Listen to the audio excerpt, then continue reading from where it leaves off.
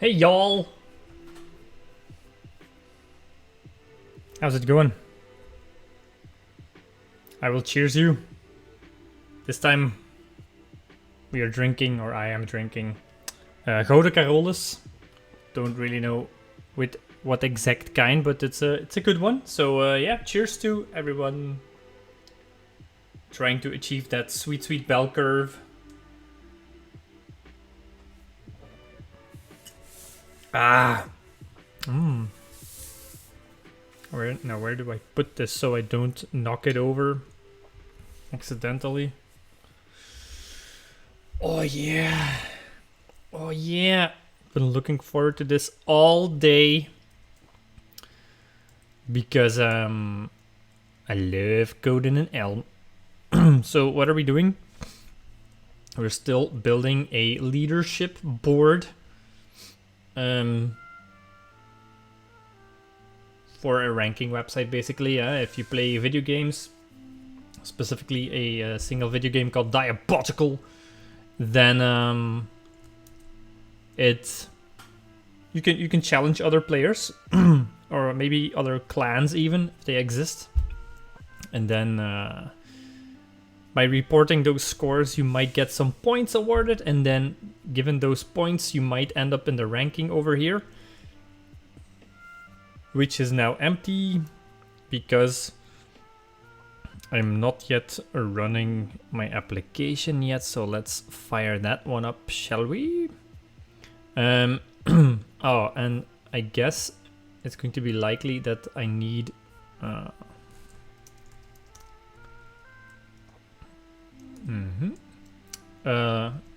new terminal. Oh wait, I already have one going. Here we go. So we've got our UI running up and running there, and then let's do another Docker Compose again to start the database, and that will allow my backend to connect to it if it really wants to run at some point in time. And last time where we left off was we ended up refactoring a little bit into the base component.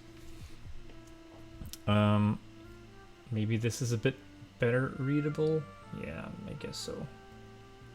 Let me know if I can make it even better. This is also going to need some zooming in. Right, so this base.elm file now. This one is containing a bunch of stuff about palettes, but really base buttons. So you'll see in my import statement here that I'm importing base, but you're not really seeing what I'm actually importing though. Anyway, but it's the button stuff. Where is it? View registration button here. Base.button. There we go. Yeah, so we've extracted that component, so that button, into a base module, and that was that.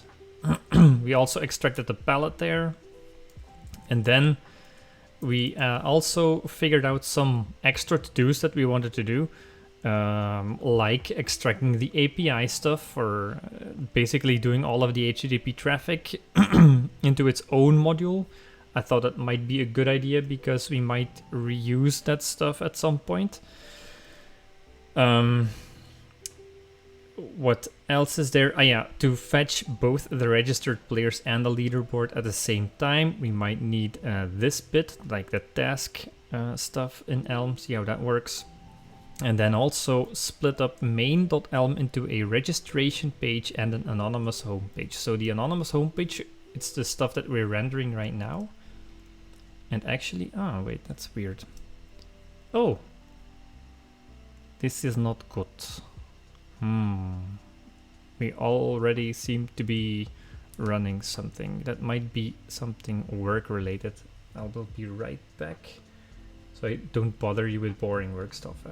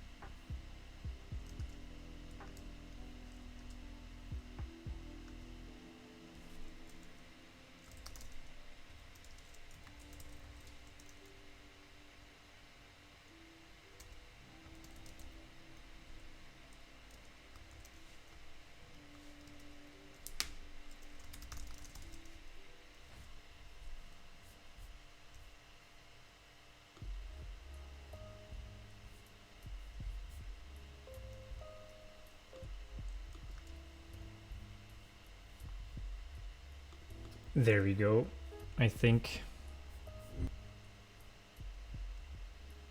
Yeah, that looks much better, huh? All right, cool. So yeah, I already started doing extracting the API stuff a bit. And as I was doing that, so the way I went ahead with that is I was just copy pasting all of the fetch player stuff into this API.elm file here. And we're running against some problems, like for example, the register player action, let's say, this needs the model. But register player is something that was like a leftover from what we had before. Before we didn't have this leaderboard. Non-existing leaderboard, I guess. Regenerate was triggered, so if I refresh, there we go. Now we are back in business. But so before there was like an input field where you could enter your name and then click the register button that did some stuff. And I didn't really want to lose all of that stuff just yet, in fact, because, well, the main reason, it gives me a reason to extract all of the HTTP fetch stuff into this API.elm file, in fact. So maybe what I want to do next is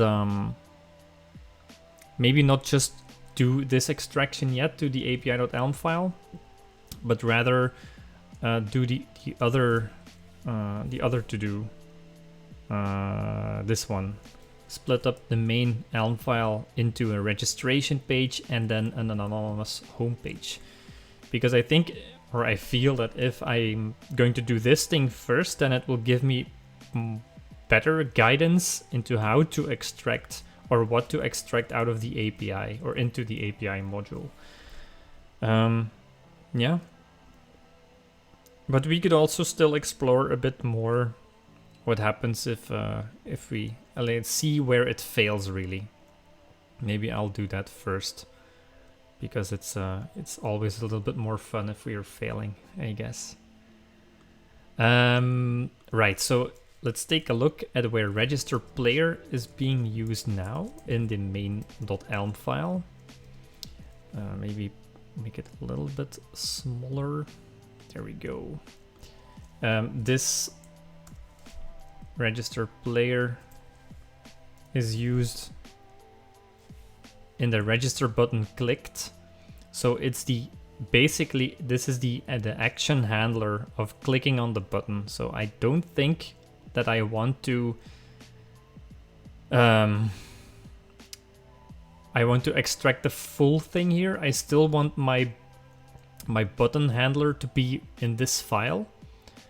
But this part here, this might go in the API though, because that feels like it's part of just the API stuff. So maybe that we can keep, but that we didn't extract just yet though. So what I'll do here is I think what I'll do is do something like, or maybe we can already. It's quite difficult.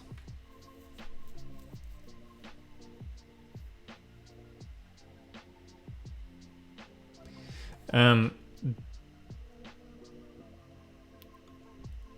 am going to replace it with a call to, or by importing something from there. So it should be something like register player, or like post register player. And then we want to import that from API.API. I don't really know why I did this, but yeah. There we have it. I called it post register player. That's what this thing looks like. And I want to call that. There we go. Oh, where did the JSON come from? Over here. So maybe we want to pass that along. Oh wait, no. I think I want to pass along the name to this function call. So that would be model.register input. Because that's the thing I want to be passing along to that stuff. So all of this crap can go. Maybe, you know what, well, what we'll do is we'll rename this, get rid of that, and then pass player name. There we go. It should be a bit better. So. Hello? Oh yeah, right. Apparently the import is not working. But I think I still want this part, so let's do a let in.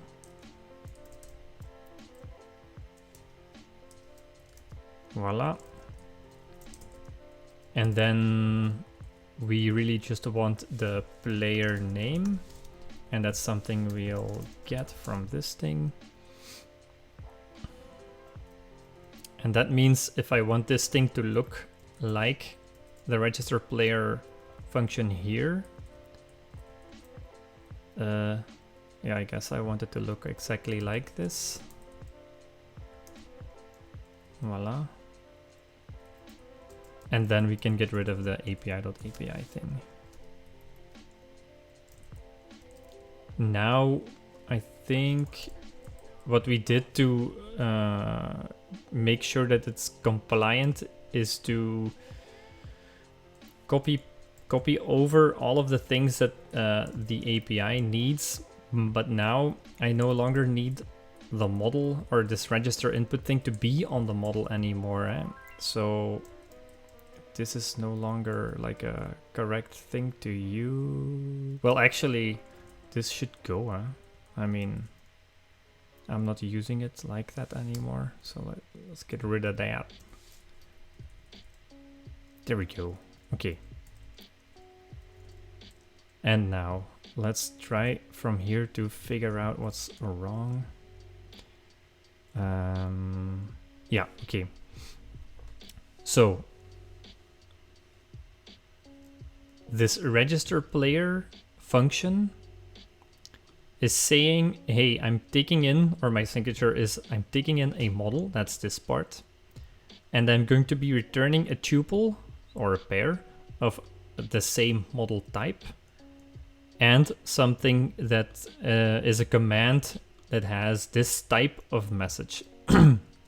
And the compiler is saying that's all great up to the part where you're saying I need a main.message, because here the signature turned into an API.API.message.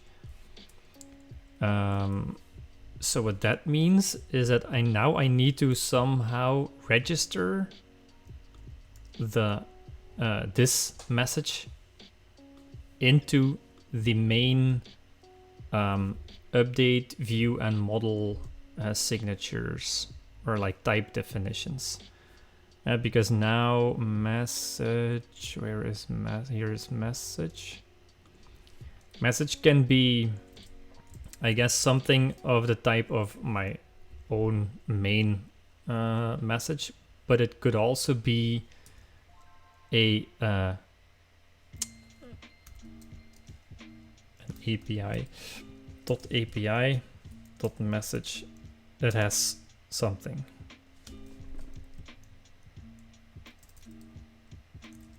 What the hell is going on?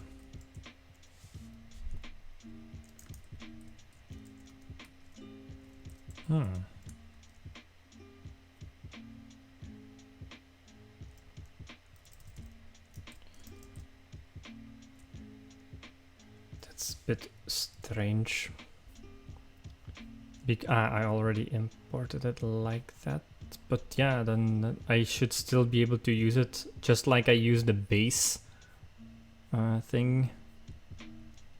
And then maybe, yeah, I really shouldn't do the double dot thing. That's really weird. So let's put it underneath Elm, just like that. Then we can get rid of that. And then I guess I need to change my imports again, because now this is no longer an actual thing. Voila. I might need... Huh. Oh, right. Voila. That looks a bit better, huh? Yeah. And I honestly thought you could use it like this. Define a message and then saying, well, my message is of a type of my own messages, but could also be any kind of a, maybe I should say it's an API message, and then an API message has an API not message type or something like that. Yeah. Okay. But then I'll need to map that somehow. And then saying that in this register player thing, this doesn't exist anymore. Is that correct?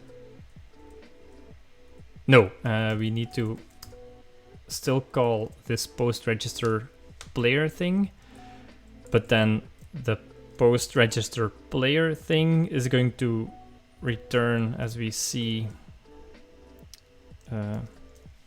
Yeah, we don't actually see.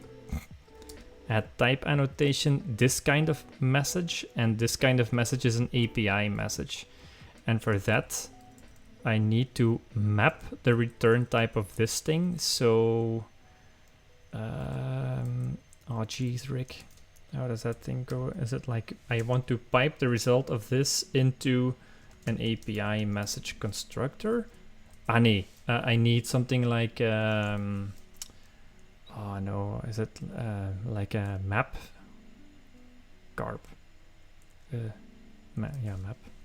But I don't know which one, so import. HTML maybe?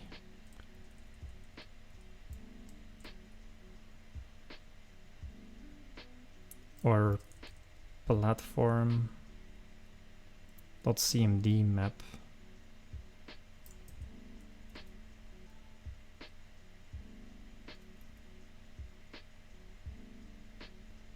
It might be CMD. Oei.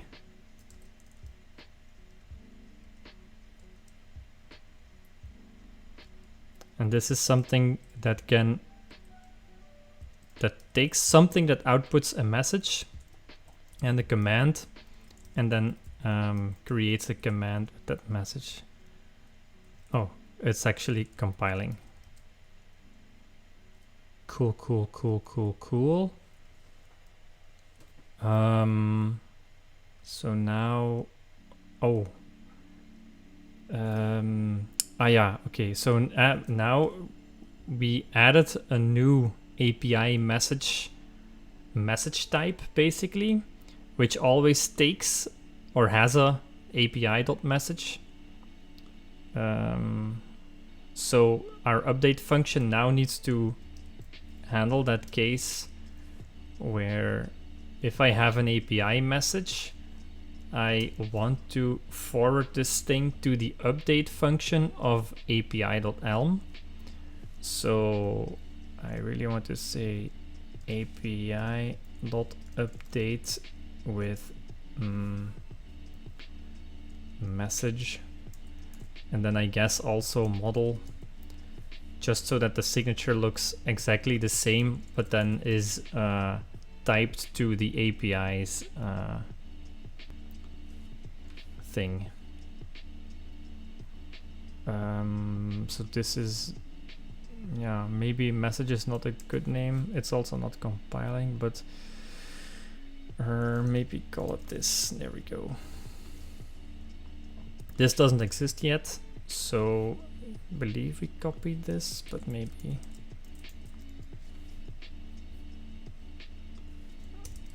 There we go. Yeah. I guess what we can already do is copy these, because these are all the handlers for fetching stuff. So it should be okay, I think.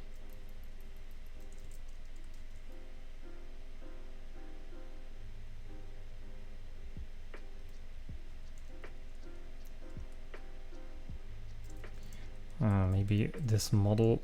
Oh no, it's the API's model. That's quite okay. What's the error message we're seeing? Required model, but we only get a message.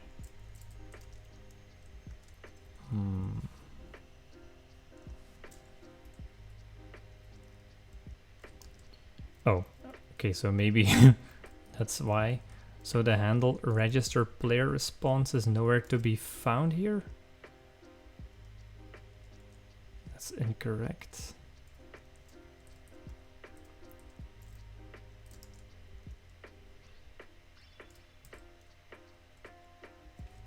Maybe that's because the result is empty or something here. That would be weird, huh? Because this type is exactly the same, so that shouldn't be the issue. Maybe it's because of this error here.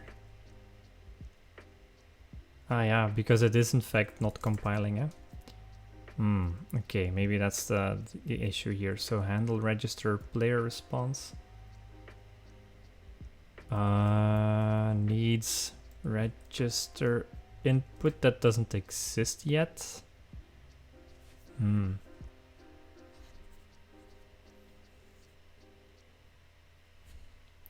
So I guess I also want to clear the input after that message, or after the got register player response happens.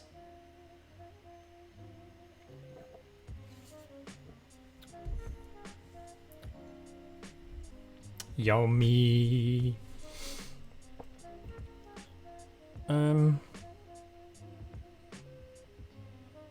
Yeah, I think we can just make it work for now by adding it. You're looking for register input. There we go. And then we'll just add it.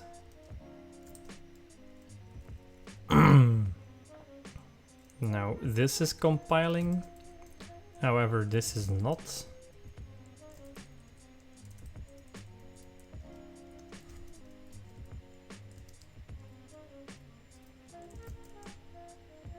Oh, I'm so dumb. I'm missing like the entire case thing. So let's go to the update function. Voila. There we go. Now there's more stuff not compiling. Something is off in Main.elm. Required an API model, but yeah. Right, so what I need here is to also just get the API model out of this thing.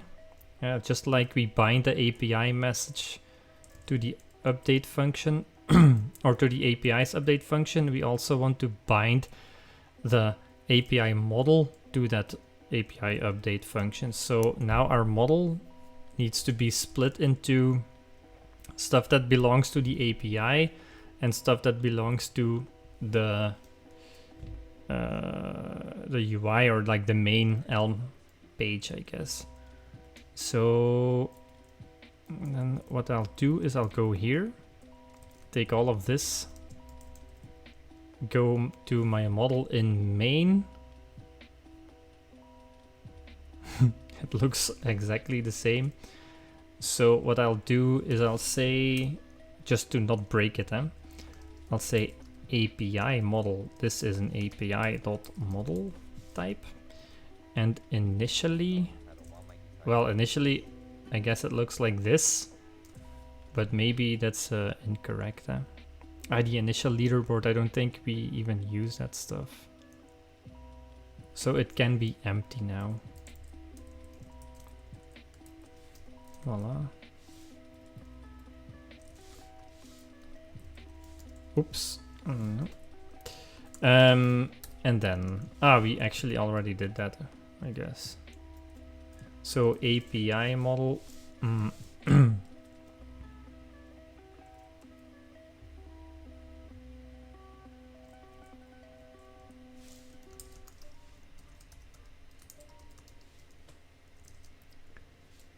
This is an API.model. Empty API model equals this part, because that looks exactly the same. And then what we'll do is we'll say API model equals empty API model. There we go. Oh, right. This is incorrect because we're using the not registered. So let me move this to the API.empty API model, I guess. We'll refactor all of this carp later. Voila. Now it is using the correct type here. And then we should be golden. Now this is an issue. Why is that? I guess we're not doing proper mopping yet, because here, yeah, my allez.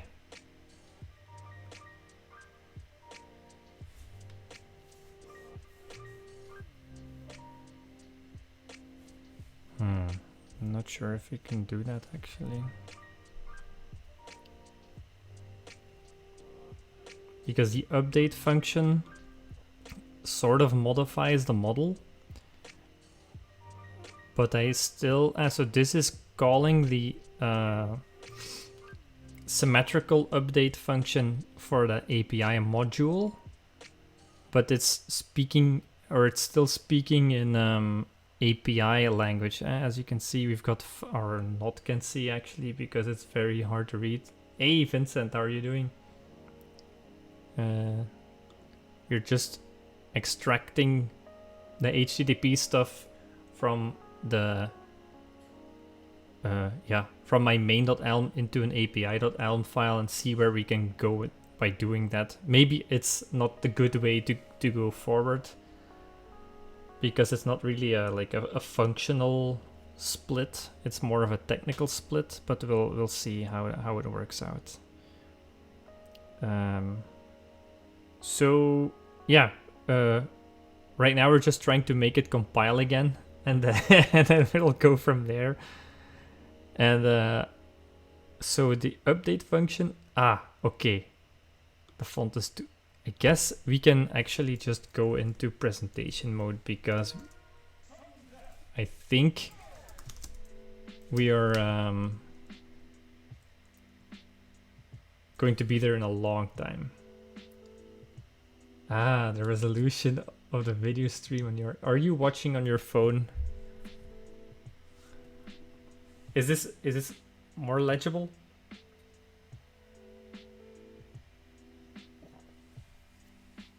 Also, cheers. Thanks for hanging out.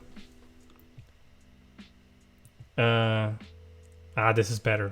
Maybe now you can also read the error messages. Maybe that's too much to ask. Allez, zeg. There we go. So we require a main.model, but we are getting an API.model and also an API.message.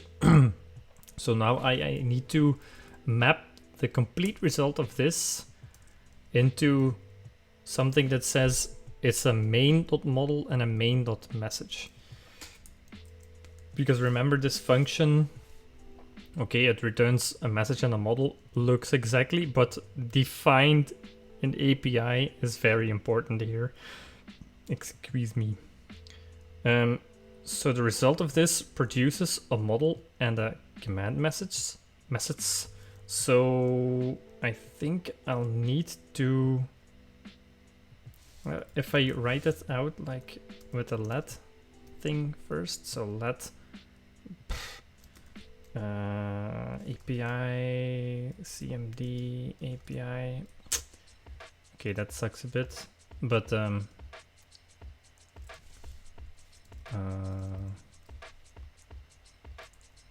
message equals calling that. Now we have destructured the result of that part, I hope at least. Now we can do in, and then what I want to do is I want to return an updated model, and I already forgot how you do that. So I guess it's something like this, but then where you say API model is, oh snap, this should be API model.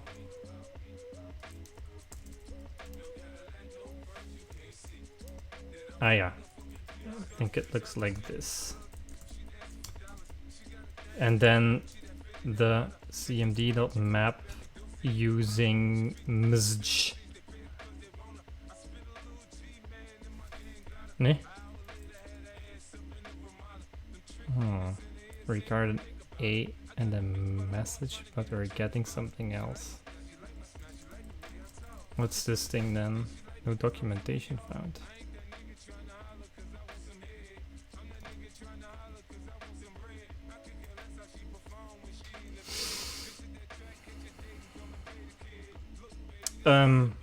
Right, this is incorrect. I need to say this is a message type of this thing. Wacht, map takes 2 arguments. Yeah. an A and then a function that maps A into a message. And for the first argument we're using, yeah, that's not going to work, I don't think.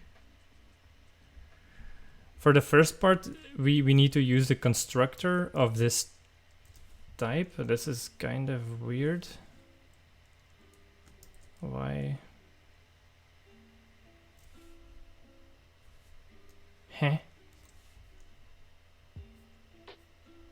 I just want this one. Maybe I need to say, yeah, it's an API message. Sorry, I need a concrete implementation. But then still this is not going to work because MZG here is a, oh, okay, I guess it is going to work. Confuzzled. Let's look at that signature again. So the second argument we're getting is a command message. Ah yeah, and then if you map the command A, so this thing, the result, so that literally the message gets piped into this function, which then constructs this message type, and then you get your output a CMD with that message. So that's what we're reading here. Okay, cool. And now we can probably write this a bit better, maybe?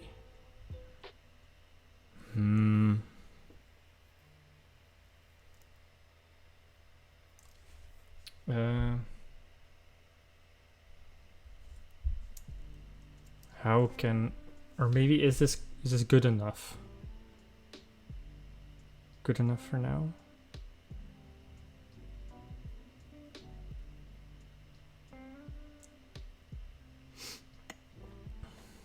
I guess it's good enough for now.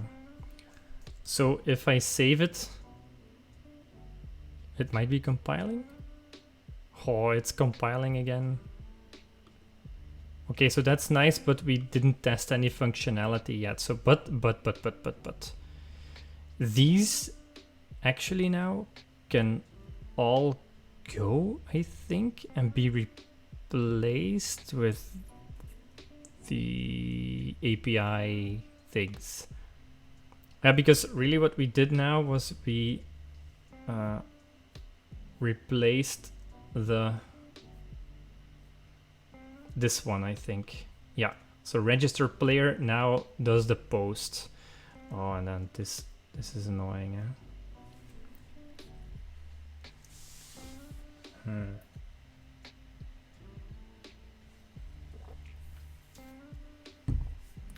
I bet some other stuff is not working now because our we set the register in, or we reset the register input thing, and that's a property of the model within API now, so it's just not correct anymore or any longer. So we need to change that somehow. But I want to first maybe get rid of this because so this is not registration status. It's a calling API. I mean, this is really just loading or something like that. Okay, now I think I'm starting to remember why I wanted to first to do the split of the register and the what's it called? The register and the leaderboard fetch things. Yo. What's up, True Elect? I'm doing okay. I'm Gucci. How about you? Doing some Elm.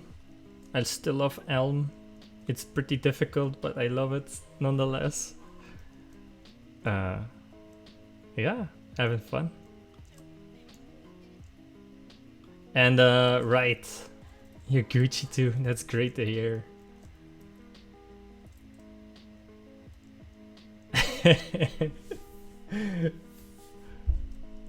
Yeah, it's difficult in these times for everybody, I guess. Well, of course, you can ask a question or two. Are you passionate about web development? I don't think I'm passionate about web development, no. I think I'm passionate about software crafting in general, so it's more general.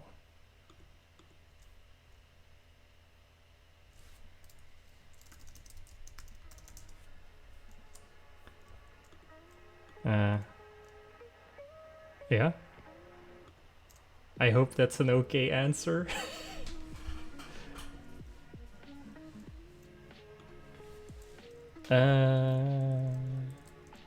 Yes, I love software crafting. I love every aspect of it. I love the fact that you can create some code, make it readable for other people that come after you, and help them on their way within your code base. I love that. I love teaching people about software crafting, or like paying the word forward, let's say. And I just try to do my best at that. I know I'm not that super great at it, but yeah, that's yeah, something I find important. You're just typing text into a document. Right now we're doing that. No, you're absolutely right. But the thing I love about it is if you can have like an actual impact, of course, but that's not always the case.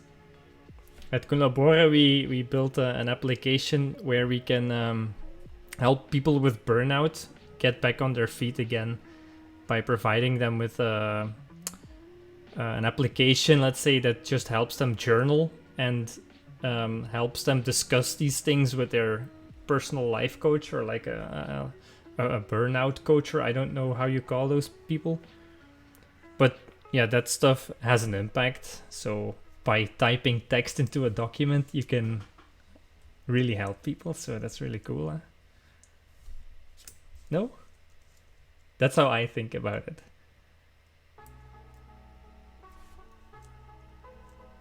It's maybe a bit of an idealistic view.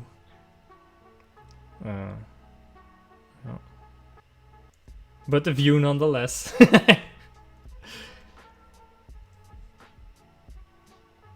Yeah, no, I do like helping others. That's correct. And I like helping others with the skills that I have myself. Otherwise, I guess I wouldn't be really helping people or helping others. I guess that's also why I'm doing this thing here, the live coding thing. Maybe not just it's a, how do you say that? Like, it's an exercise for myself because I stay up to date with Elm and I love that stuff. And I also, yeah, try to help people out. You're trying to learn web dev. That's cool. Okay.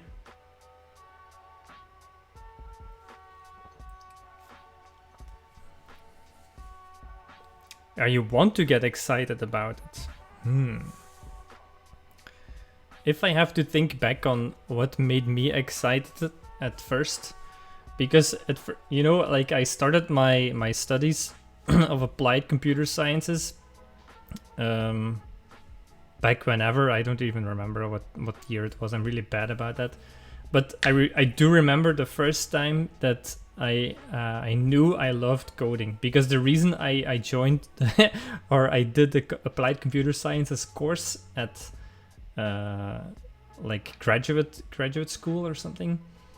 I was just following my gaming passion really, and my buddies that also like to game, and then they were like, oh yeah, we like computers, so let's do a course with computers. So I was like, yeah, it makes sense to me. Yeah, games will help you get excited about, for sure. It's also web dev, I guess. But why is it you want to get excited about web dev? That seems so reversed. Usually you're first excited about something and then you start learning it. But if it is like, oh, I know I can find a high-paying job in it, then if this is something that you want to do for the rest of your life, then yeah, I understand that you want to get excited about it. It's interesting, eh? You want to build a social media platform. Did you know that there are already a lot of social media platforms out there? Ah, okay. You want to make manga. Ah, that's like the end goal, is to make manga. That's cool. And then combine it with a social media platform or something. Oh, okay. That sounds cool. I think there might even be some tutorials out there where you you learn to build a social media platform.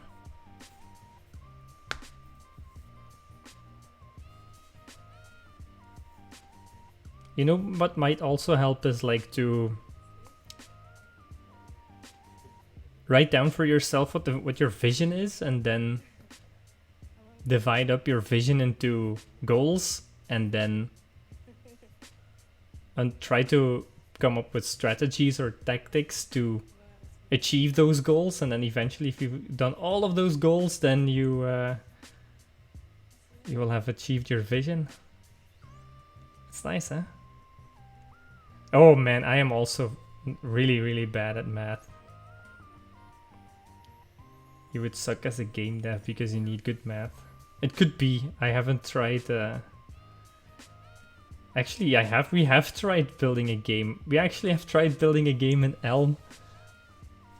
A clone. We were making a clone of Moonbase Commander. And I remember now that it did involve a bunch of like angles and some formulas to determine the power and how far something should go and stuff like that.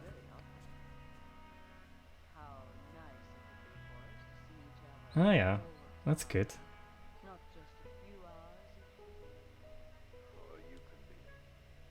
You copy pasta the math. Don't ask questions. That's what I like to hear. Math is foolproof, eh? Just like functional programming. It's mathematically sound.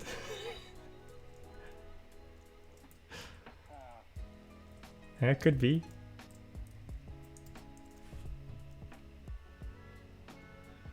But it's a difficult endeavor. And I think one that takes a lot of persistence. But yeah. And I guess building a social media platform is something, yeah, something worth doing, even if it is for yourself, I think.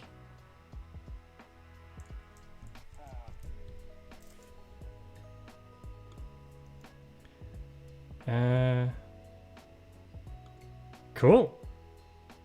So we are in the, I already forget, in the main.elm file, and this now also resides in the api.elm file.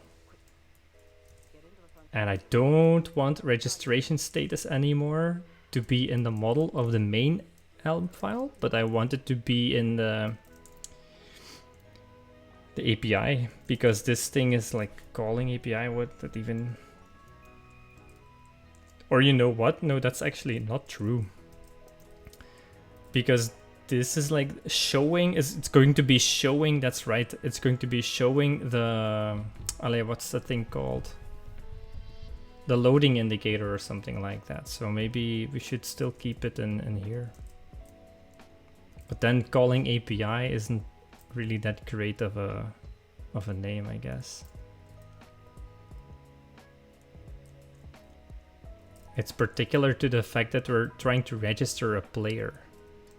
So registration status, now I start to understand again. Okay, you know what? We will not look at registering a new player anymore. Let's look at fetching the leaderboard and then putting that on in our view somehow.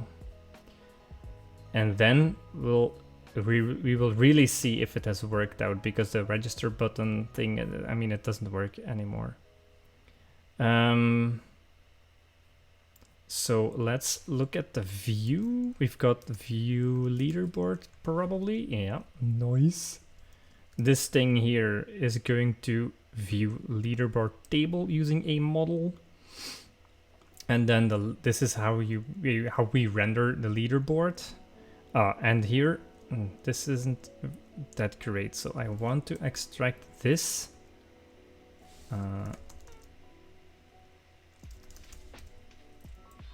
To here, and then we'll pass along the leaderboard. Okay, then board. You are a programmer, not a web dev. Ooh. That's a difficult question. If you want to label me, or if I want to label myself, I would rather label myself as a full stack developer, because I do both front-end development, which is typically web development, back-end development, which is typically building REST APIs, building the domain model, connecting to databases and stuff like that. And a full stack dev puts it all together, basically. That's like that in a jiffy. So I can do both, if that makes sense. So I don't really consider myself a web or a typical web developer, if that's all right. But I feel like my strength lies way more in the backend part than in the front end part. Yeah. I don't know if you've heard about this, but there's a thing called T-shaped profiles. It looks like a T. This T is both broad in the sense that the bar on top is broad, and the vertical bar, so the horizontal bar on top is broad, I want to say, and then the vertical bar is showing depth. So this shows depth in one single thing, really. So you also have E-shaped developers, in fact, where you're also good in one thing, one aspect, but then, or I think the E should be on its flipped or something, if you wanted to compare to the T thing. Yeah, look it up. It's really interesting.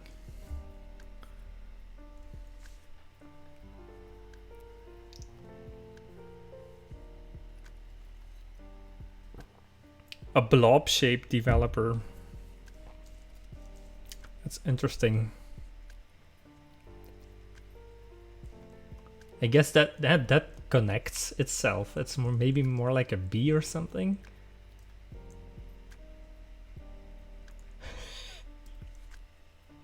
The B for blob. Right. So now this is how the leaderboard gets rendered. Yes, that's true. You can make that metaphor work in whatever way you want to.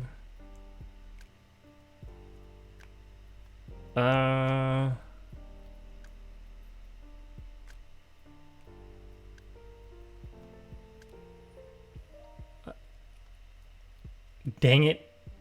Yeah, so I want to add a type annotation because this is going to be a bit more interesting. So this I don't like. Yeah, it's actually not an actual leaderboard yet, I think. Because we're really only using a rank here. Is that possible?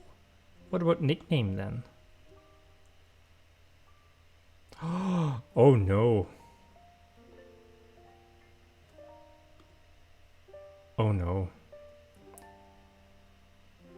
That's not really good. Ooh, I don't like this.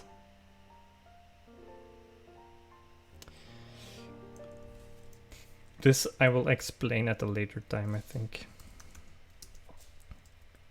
This still compiles, but leaderboard looks a bit different. Because a leaderboard entry has both a rank, which is a maybe int, but also a nickname.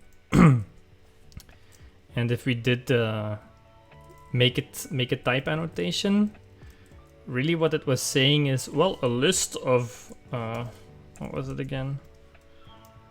A list of records that have a rank that is typed with a maybe int is good enough. But this won't actually work. I wonder why it's even compiling. Is that because this is dynamic or something?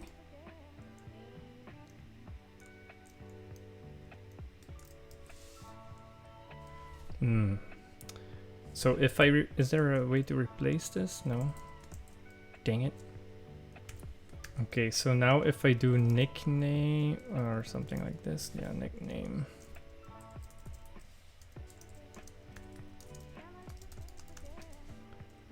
Now it's no longer compiling, I don't think.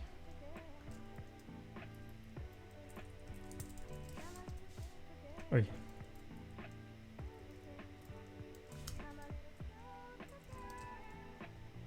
Oh dang, that's still not working. That's interesting.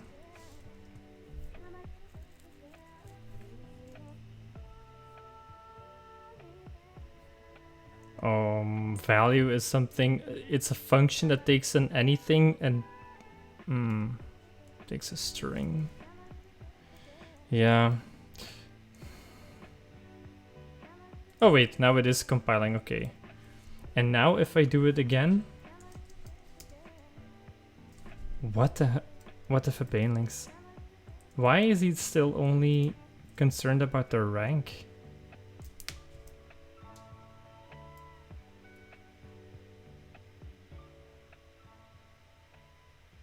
I don't understand. Anyway, let's revert this. Let's add a type annotation, but then change this into saying this is a function that takes in a leaderboard and understands how to make that into an element. So here we've already covered the leaderboard part. So I was a bit mistaken, but somewhere in the init function, yep, we want to perform fetch leaderboard, and this is something I want to move to what's it called? The API. So the way we did it before was we had like a post register player. So let's also do, let's go back to Main.elm and then say get leaderboard or something. Get leaderboard.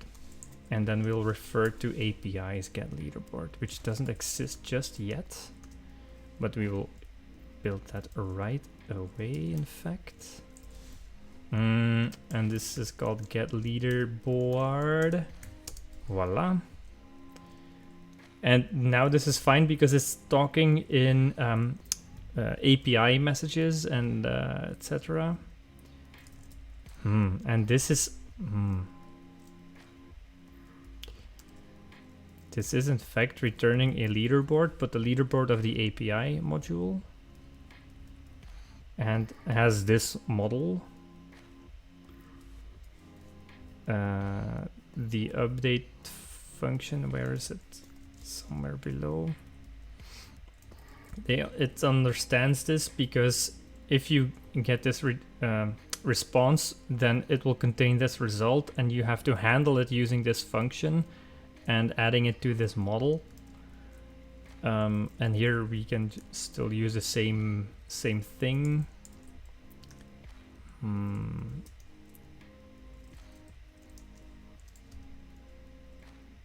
Okay.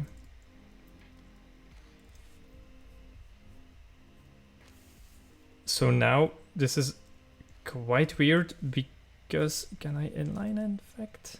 Oh dang, I can't. So let's see where this is used again. Over. Yeah. Let's do this.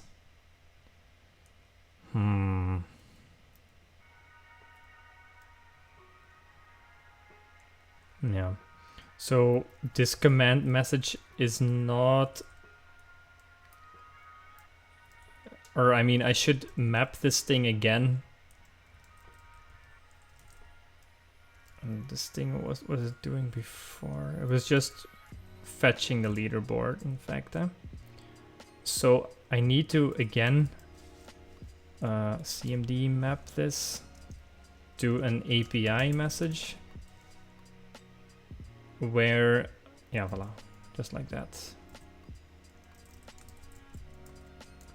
Maybe this is a bit more readable because it's more important that I get the leaderboard and then pipe that into this function, then I'm mapping to API message. How is this not working? Oh, okay, there we go. Took a while. Okay, but now, now I don't think my UI is working anymore. Yeah. And the reason for that is that the thing I'm rendering here is the model of my my main instead of, and the thing I'm filling up is the model of my API model.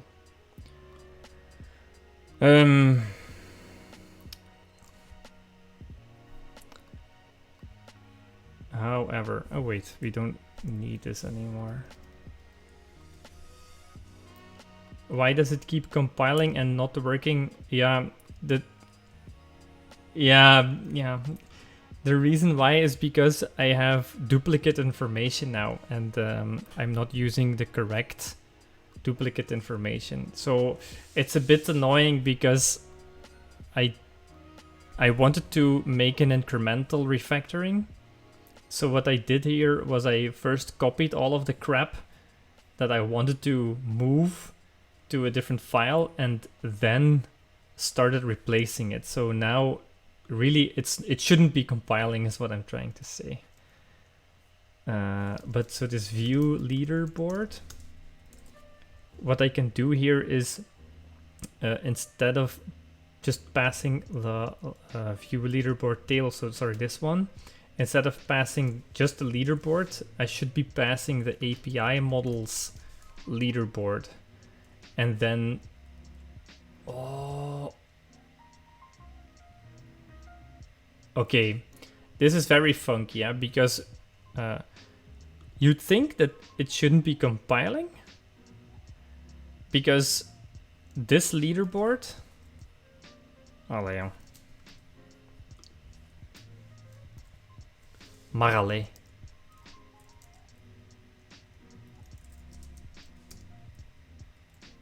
No. Like this. Maybe now it's yeah, voila. Okay. So API models leaderboard defined in API. So we're taking this type API.leaderboard. We're passing it into this function leaderboard, and this leaderboard is the leaderboard defined in main. So this is the duck typing in Elm, I guess. So even though the object, because the object looks the same, or the structure looks the same, Elm says that it's fine, in fact. I don't know if I like that. I don't know.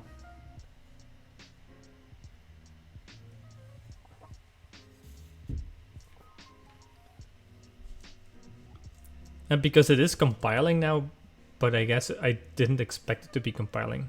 It is working now again though, huh? Yeah, it's like TypeScript structural typing indeed. So, yeah. God dang it. I don't know. I don't really know if I like this. So now here's the thing, eh? I'm struggling with the fact that leaderboard is used for two different things. So one thing is the fact that if I do a fetch, then I'm getting a JSON out of that, and I'm decoding the string, but I'm decoding it into how do you say it? Like a typed representation of that JSON. And here, this leaderboard is more or less the leaderboard of my actual model. And I feel, so my gut feeling says that those two things can be different. But I don't think that's actually correct. However, the one thing that I'm struggling with now as well is because I put leaderboard, this thing here, into its own model, into a API model.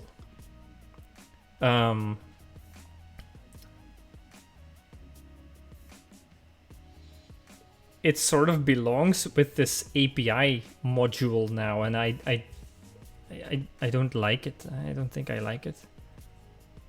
Because it's part, I just want to render it. That's why I need it.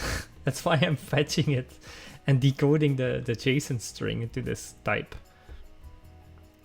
So, like I said earlier, it's a split. It's a technical split into fetching the data, doing the HTTP stuff, and rendering it. So now that's how I've split it up into modules now. But you can see that they are very intermingled. Huh? Yeah. I think I want to revert all of this.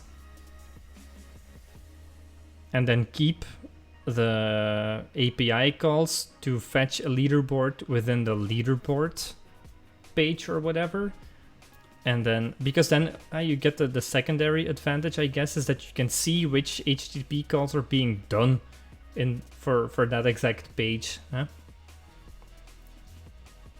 What is your opinion?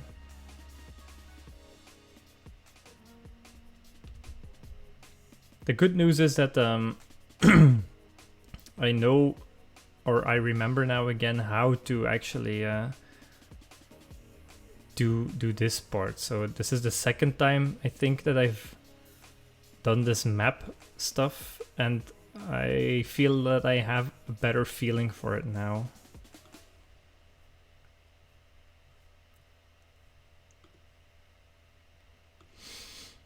Yeah.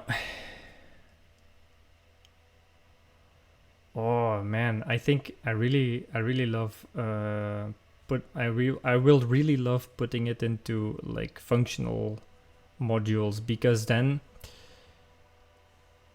even though for one page I might do one call to leaderboard and then another page do the same call to a leaderboard, the fact that they're both doing a call to /leaderboard is just accidental, I think. The fact that they look the same is just accidental. The reason I want to call it is because I want to render it on the page, and then when it changes, then I know why it changes, and I only have to change that API call that belongs to that page, if you know what I mean. Amarth says that I think I would split the two models mostly if I wanted to test the two things separately. Yeah, that's right. The business logic without having to talk about HTTP fetch stuff. That's a good point. We're not writing tests.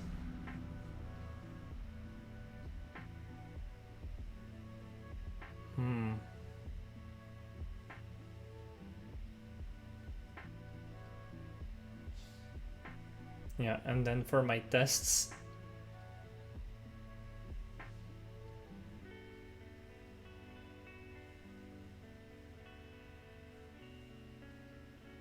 oh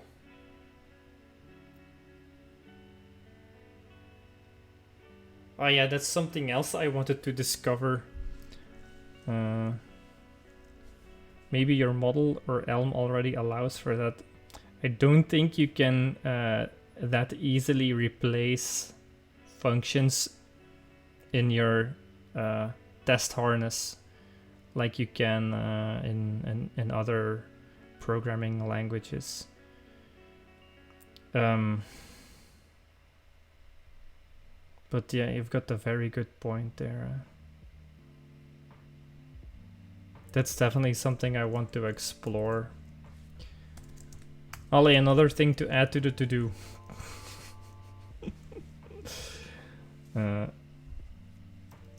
Splitting into, or like splitting API calls from a component slash module is interesting if we can unit test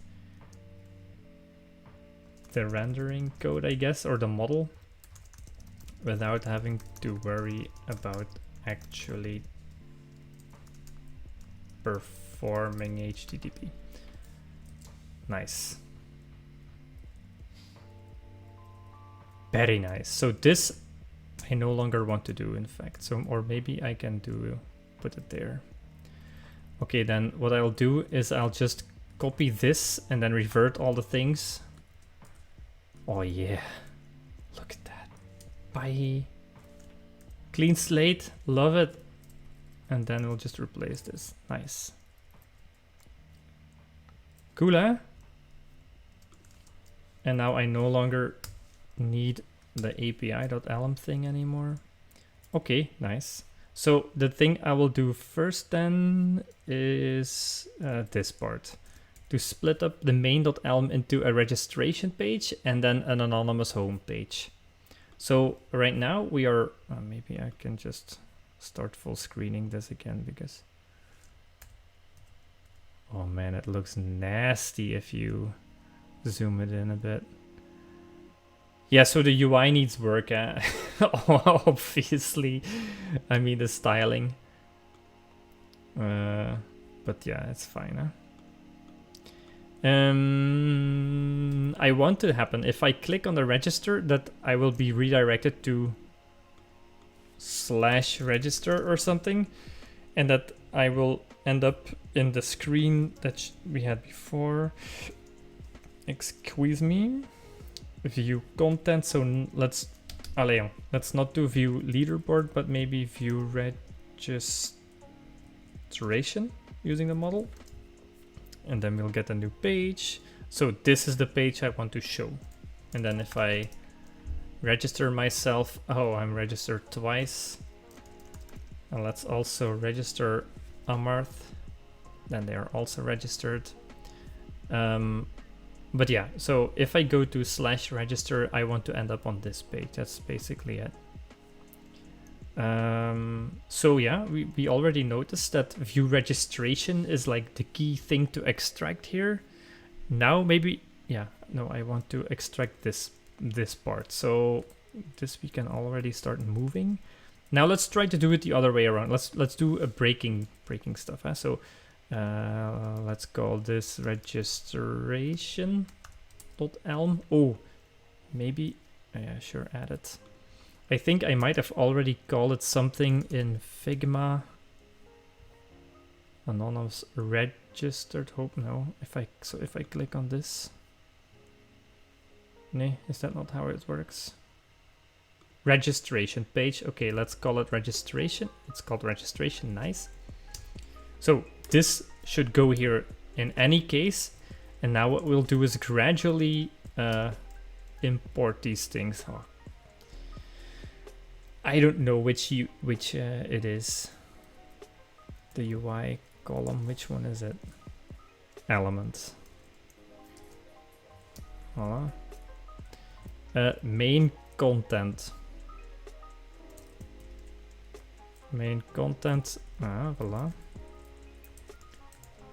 I think we are going to rename this because this is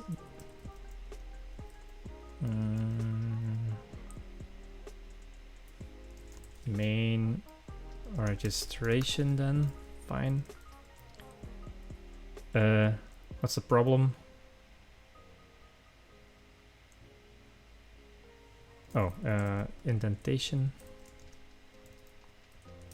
View register input.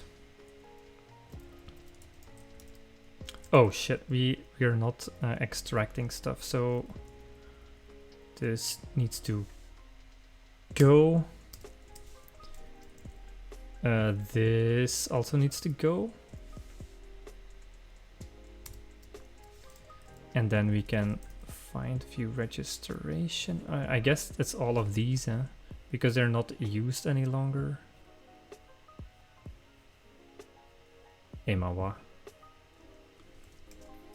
This is the one I wanted to find first. So we'll cut this and then add it here. Now we need a message type.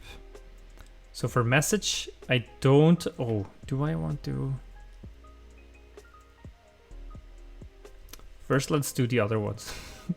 more, they make more sense. On enter, also something that I haven't done just yet. I guess it should belong to, yeah, nothing just yet, I think. These are also message types, another message type. Let's first do these. View register button. View register, something that belongs to that part. So let's cut this out there as well. Voila. Base button, that we can import. Again, a message type. Don't want to bother with that just yet. Let's do view status message. Oh, you're already there.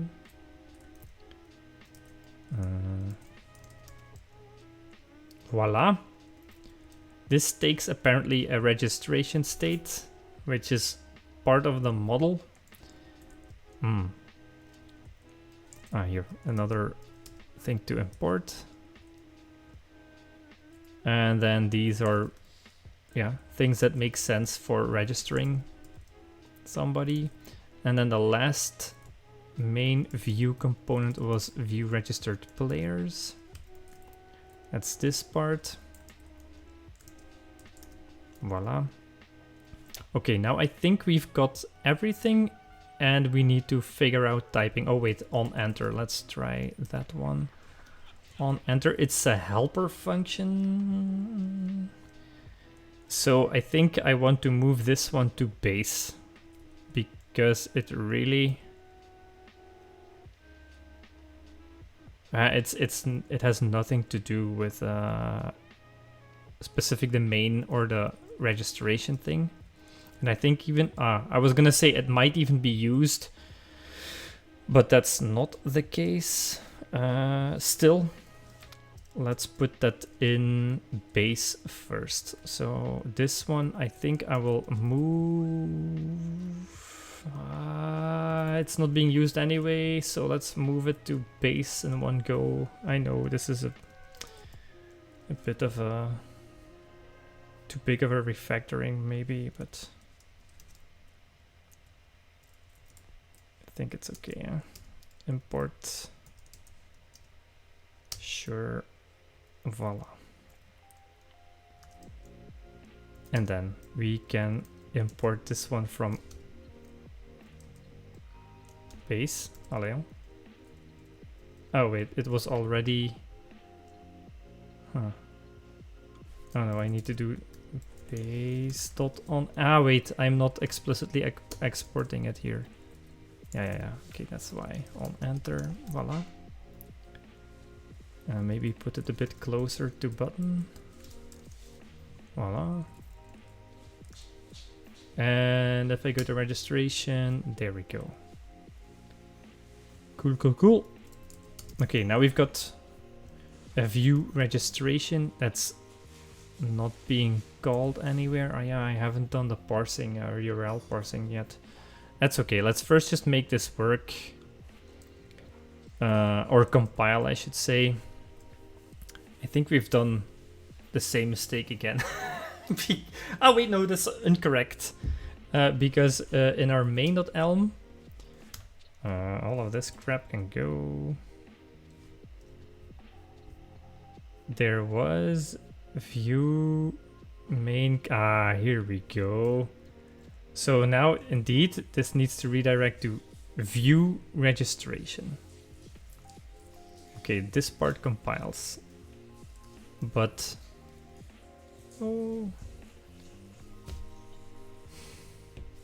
the registration.elm is not compiling just yet. Why is that? Because message is non-existent. So let's try to figure this out. If I do this, so I imported main's message. Let's also import register button clicked. The registration state, I guess, as well. Sure, this is also fine. And then the registered players. Now we've done nothing but just importing stuff. I've saved. Seems to be compiling. Seems to actually also be working. Oh wait, no. What happened?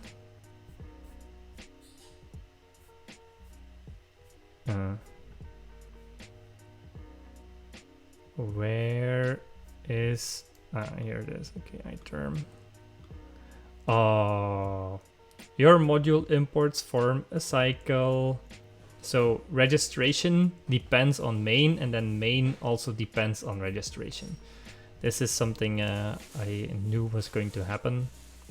Where is the dependency? Well, main or the registration is depending on main because we're depending on the message types, etc.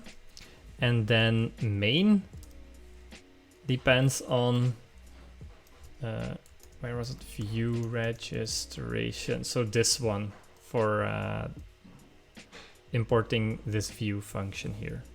Now, I think something that you might wonder now is how do we fix this?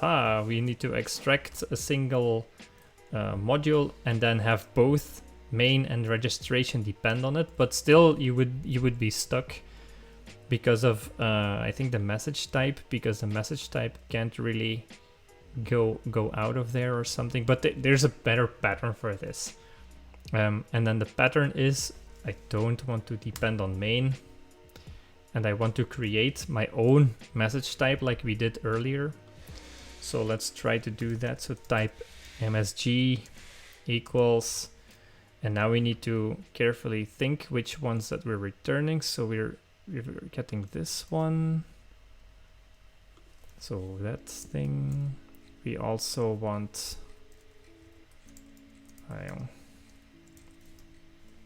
hello, yeah. Register button clicked. Update register input. I might need some, yeah, I guess it needs something.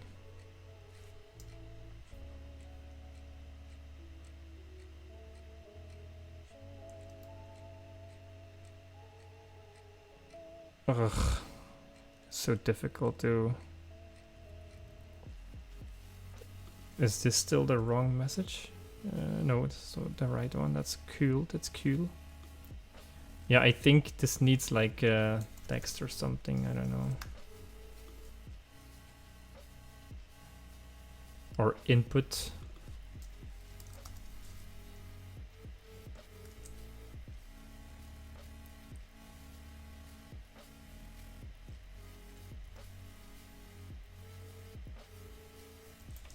It should be this, a string type, yeah.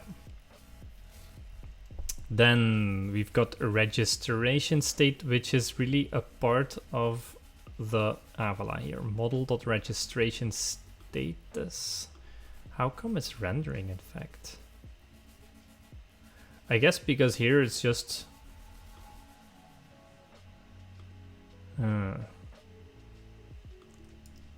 yeah, see. Yeah, Elm just expects this thing to work. Because they understand, but you want a string and you're passing me a model.register input. That means that model register input is a string. Makes sense. But then registration state is something that doesn't exist yet. So let's try and create that type here. But I mean, I already know that I'm going to be moving it. So let's find registration state over here, and then that's this thing. Put it here. I should have got that out of there instead. No. Now I'm really making it not compile, Vincent. Just so you know, to really feel the pain. A registered player that still belongs there. So registered player. Oops, I'm not in base, but I want it to be in. Yeah, I don't know. Get rid of that. Go to registration. Go to type stuff. Put it in there. All right, so now this thing is completely compiling, which is interesting. So really, all of this stuff can work on its own now. That means I no longer have a reference to main anymore here. Now I wonder if I can just import all of this stuff from as an intermediary stage. I think I should be able to do that.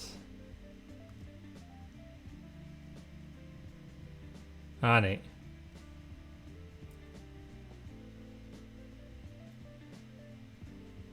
Lean on the compiler pattern, and yeah. Yes, I think so too. Yeah. Yeah, we can definitely use that. I mean, it's a good thing, but it's also very difficult to do because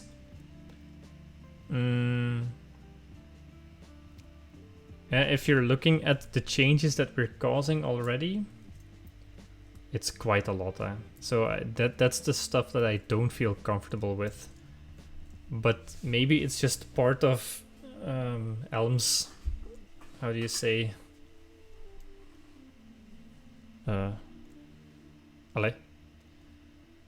Elm's way of working. It's got its own way of working with stuff, so maybe that I should just try to embrace it. They do belong together. That's true. Yeah, I guess you know what? I'm making a bad comparison, in fact, because if I were to do this refactoring in, I don't know, React or something like that, I would also create a bunch of new files and jam code in there somehow. Maybe it fits together, maybe it doesn't. But then I wouldn't have a compiler complaining at me. Maybe that's the difference.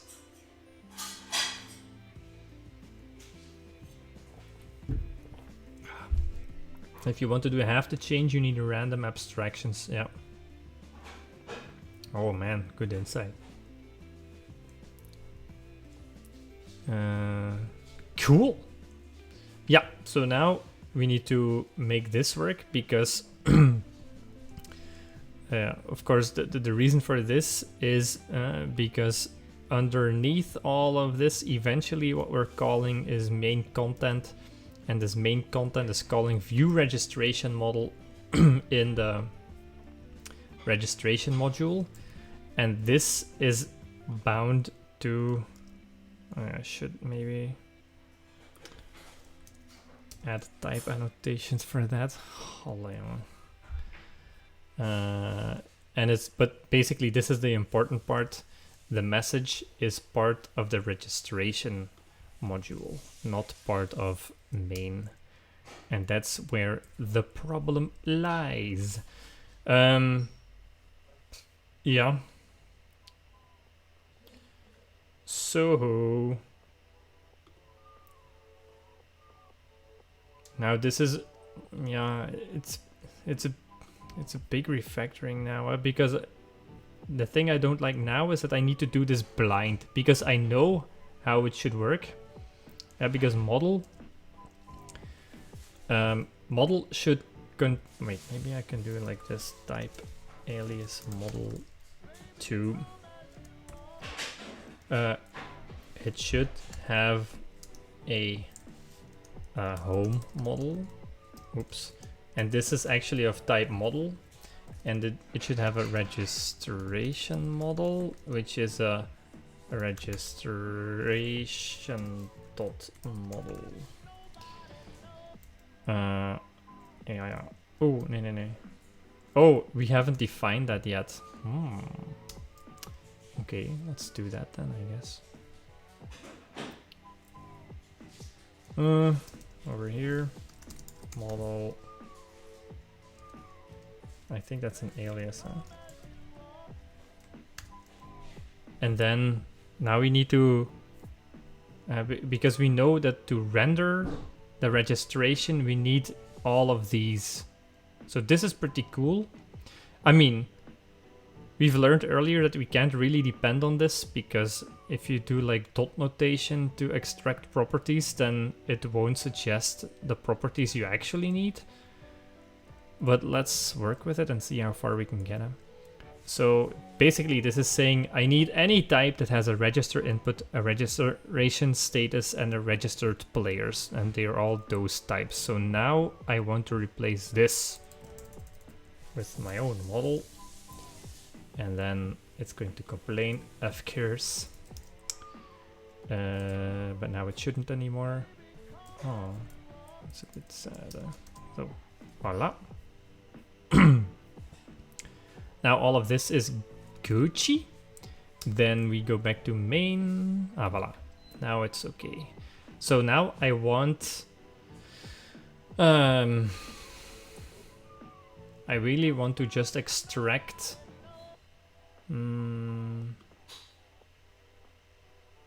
Oh, that's annoying. I want to only render registration model. But yeah, model 2 is not being used yet. Oh, wait. Oh, you know what I don't like now? Is that this thing here contains register input, registration status, and players. So that's all of these. So say bye-bye. Then we understand that this stuff is the empty model. So instead of doing that, we can extract these.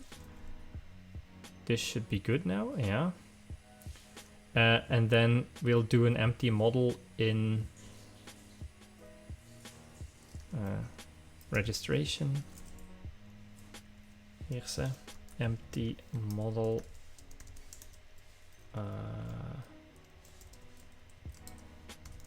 Voila.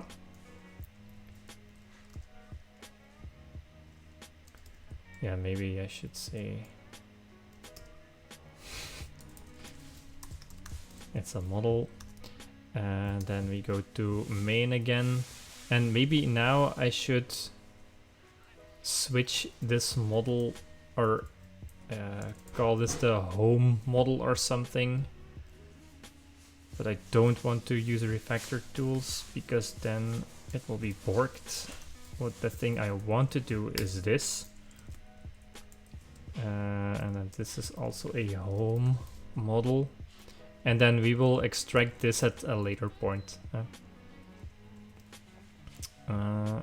Noise. Voila. Okay, now a bunch of stuff is broken normally. So I want to be working with model. This makes sense to me.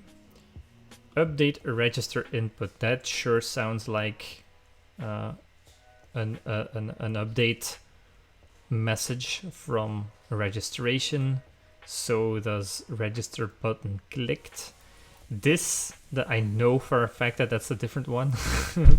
So let's do that one. Let's do that one. Oh, sheesh, y'all.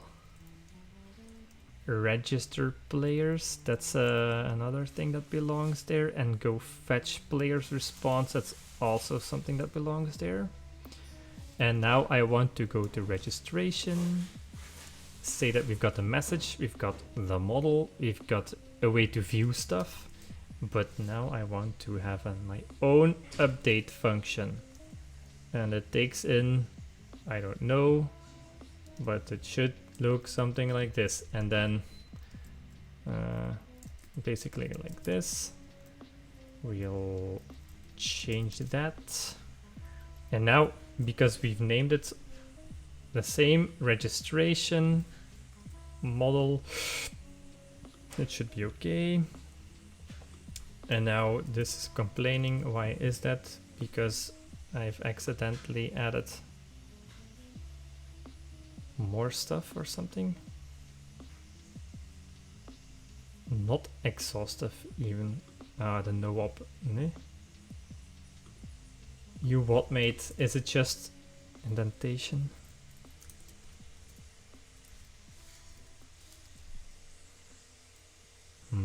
It was. Okay, then let's do register player. That's something that we surely can find here. Oh, you know what? The update function was also complaining that it's non-exhaustive, so let's get rid of the missing branches. So that means update register input. Goodbye, goodbye. Then got register player response and got fetch players response. We also want to get rid of. So these, or both of these, I should say, should move also to the message type of registration. Voila. Oh, and now we need API error. API error. We'll just this I think I need to have shared, because I think it's also being used by the leaderboard. Yeah, here we go already. I'm not sure if that's a good thing. I mean, it will always be these things, so that's annoying. So, and I can't keep it in main, because then I will have my circular dependency again. So you know what? This is pretty generic as well, so maybe let's put this in an API module, huh? What say you?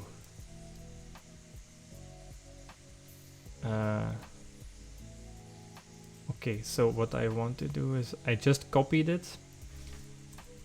I am going to create a new API.elm, or maybe I should call it HTTP, but then there's already HTTP stuff. Maybe it's just something to do with parsing. Maybe I'll call it JSON parsing. No, because it also has HTTP. Let's call it just API, Jesus Christ. Yep. Sure. Hey, that already looks nice. And now I need to say that type API error. I guess my how do you say that? My instincts tell me I need to do this now. API.API error. But this is not convenient at all. We are exposing everything here. It's also maybe something that's a very smart thing to do, but good enough for now. Oh yeah, so now I need to type alias. Doesn't work. Yeah. Hello. So I guess this is fine if I keep it like this. This is anyway generically typed, so I can say this is really AP. Oh wait, I can type alias that stuff as well. Type alias this with API dot paste. And this can go. Nee? Huh.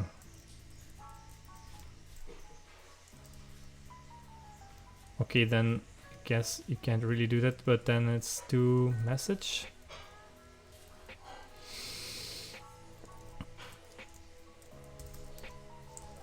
Voila.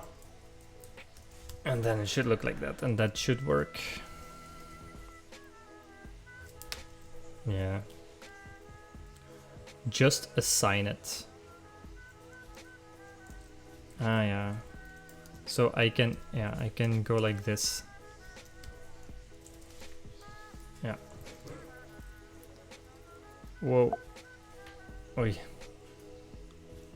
I just noticed something.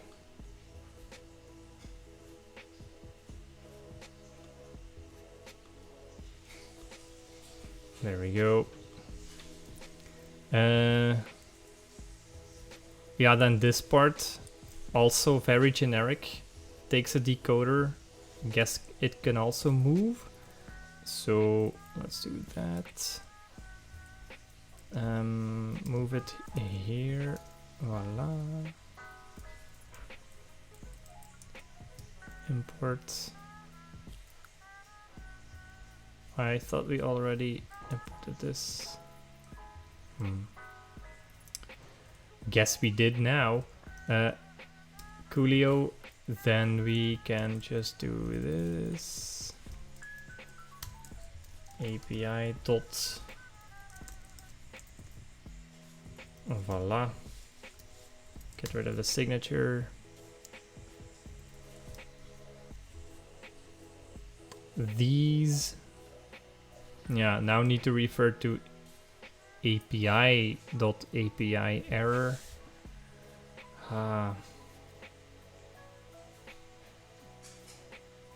And here's like the way you sort of bind the API error with how you want to view that, or how you want to update your model with that. I'm not really sure. This is also not used, or what? Why is that? Is it used here and I just haven't seen it? It's just not used. Yeah, this logic needs to stay in main because it does refer to model. But the generic part is that you want something to say, I want to cover all of these cases. I want to cover all of the API errors. So yeah, maybe it should be just like this then. Yeah.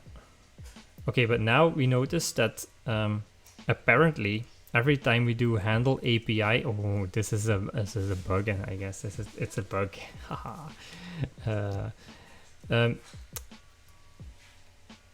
I'll try to explain why. It says it takes in the complete model,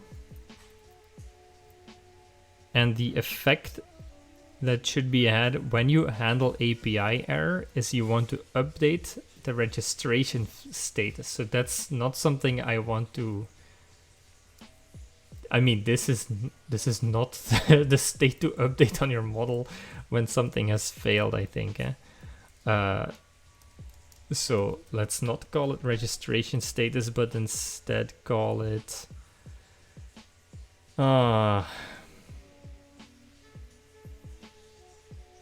HTTP API status, maybe API result, because it's a failure. Maybe here we know that it's always a failure. So let's call it API failure, and then we need to add it, and then it's always failed. Oh, and here we are using a registration state. Very incorrectly. Yeah, how you want to do your error handling. I think the stuff that I like about this part here is that you're forced to handle all of these. So I guess every functional component or functional page will have this kind of method where you'll need to deal with all of these errors in your own way. And then if that's like a shared component, then we'll learn about that later. I don't care, it'll never fail. Yeah. That's funny though. Let's call it API failure and then put it in our own model. So in this one, let's do this, and then say, oh wait, no, actually, this is not the way we want it. We want to put it in the correct model. So really, since it was part of registration, do I want to update just the registration model? Oh, it's so annoying.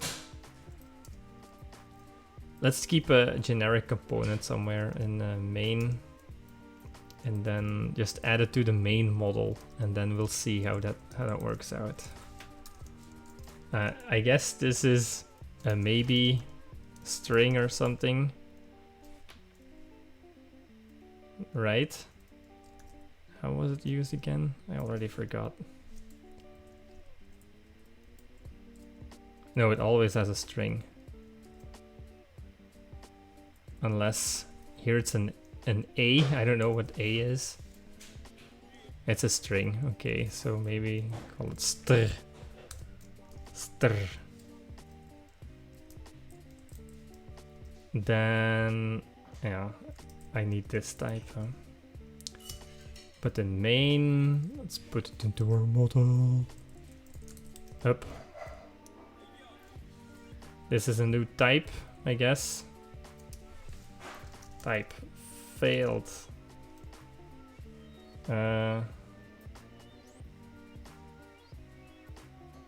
Has a oh man, how am I blanking on this now?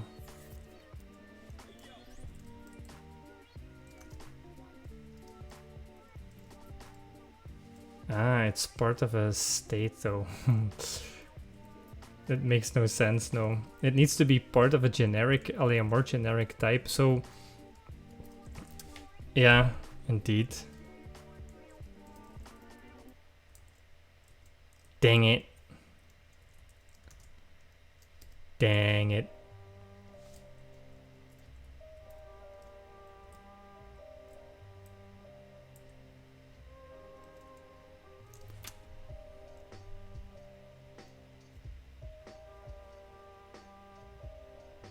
Yeah, why am I still doing this then? Because here we always know that it's correct, so why can't it not just be... I'm going to do just this, yeah. Yes. And then it can be just a maybe type. Voila. And then in the initial model, empty, which we don't have yet. Oh, yeah, I guess we don't have that yet.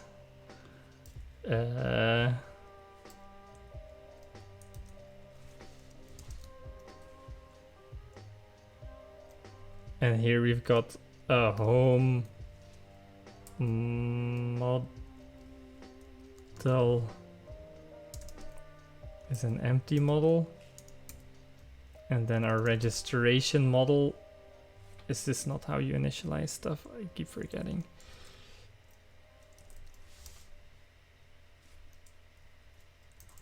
I guess not. No, it is. I'm just stupid. Let's call this empty home model. Empty home model. That makes more sense. And then registration model equals empty registration model, which should exist in a registration. Where is empty model? Oh, empty. Ah, yeah. Okay, that's fine. Go back to main. Call it registration dot empty model. Voila. And then we still have API failure, which is nothing. There we go.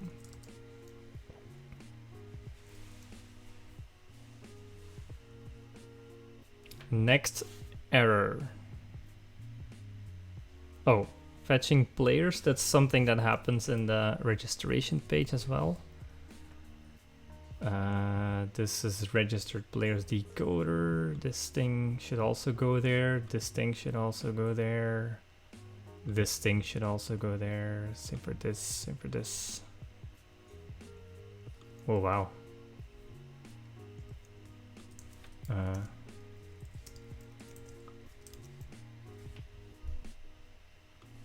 Let's move that here. Now we can use the API for that. Nice. Same for this one, because that we also added an API. Here, no. So here's the mistake, I think.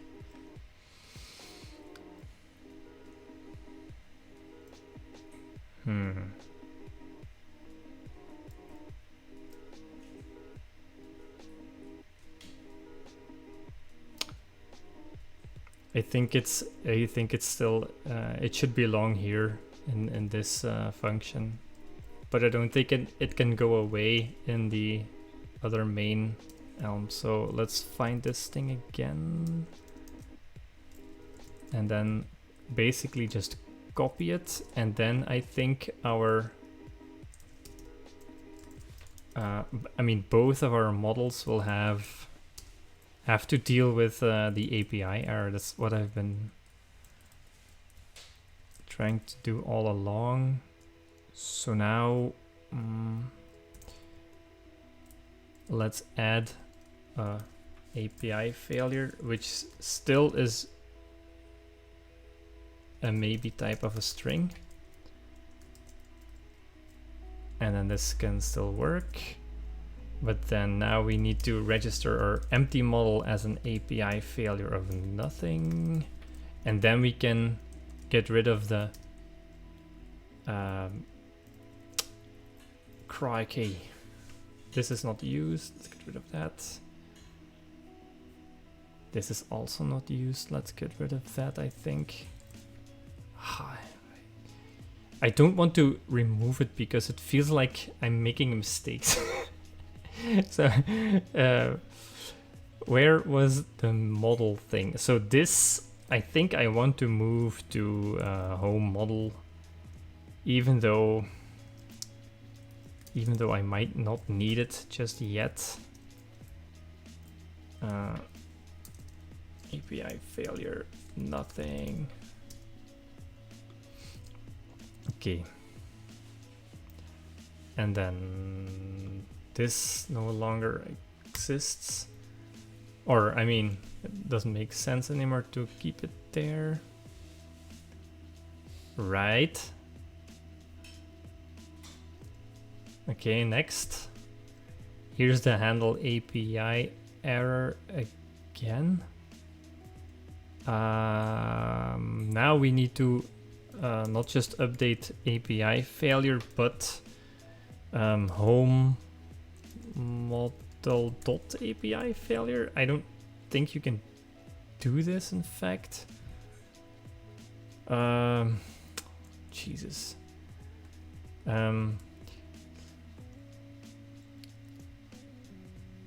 Can I multi-cursor my way out of this? I feel like I can. Okay, so I'll extract this, then I'll keep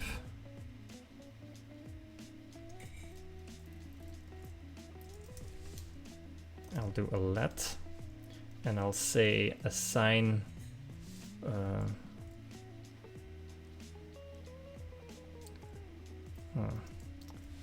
I'll say in model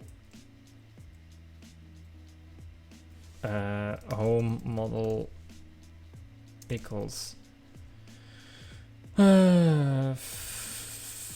updated home model or something, and then let's say updated home model equals all of this crap. And now I want to say home model where, oh shit, I should have kept these. Oh shit. Oh sheesh, y'all.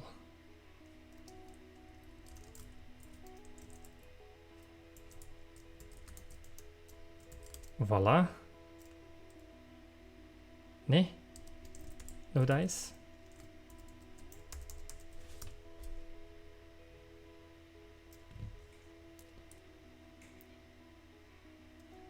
I guess I need to destructure this one so that I can get to home model, or what?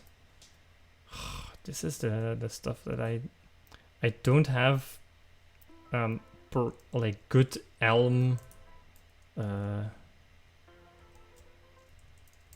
refactor tools yet. In my hands, they probably exist, but I don't really know how to properly do this. So I really want to just update this thing in a nested way. So if this is model, maybe it's already enough if I try to do it like this then. So we will say model is something that looks like this, and it has a home model, and I only want to update this, and then my home model of model should look like that. Nee?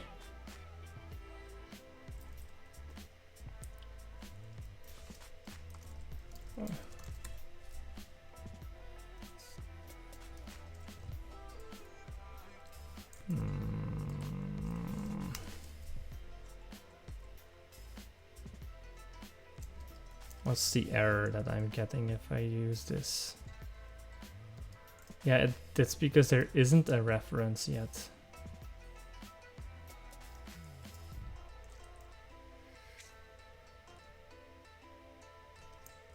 How do you do nested Elm updates?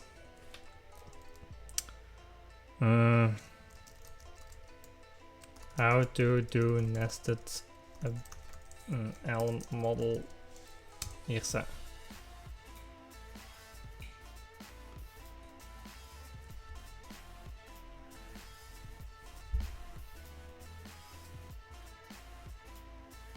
Yeah, okay, this will not compile, that's correct. And then what should it be?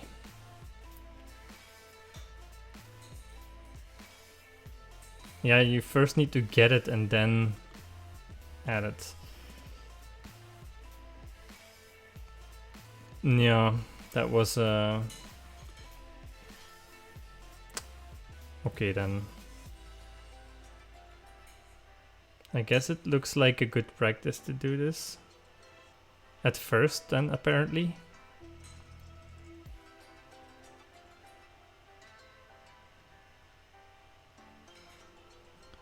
Oh yeah, this is going way too far.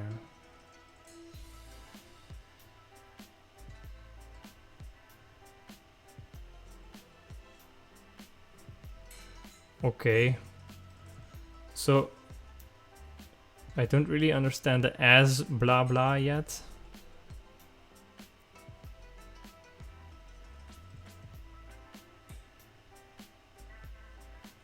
Updating the nested current movie record inside the model record.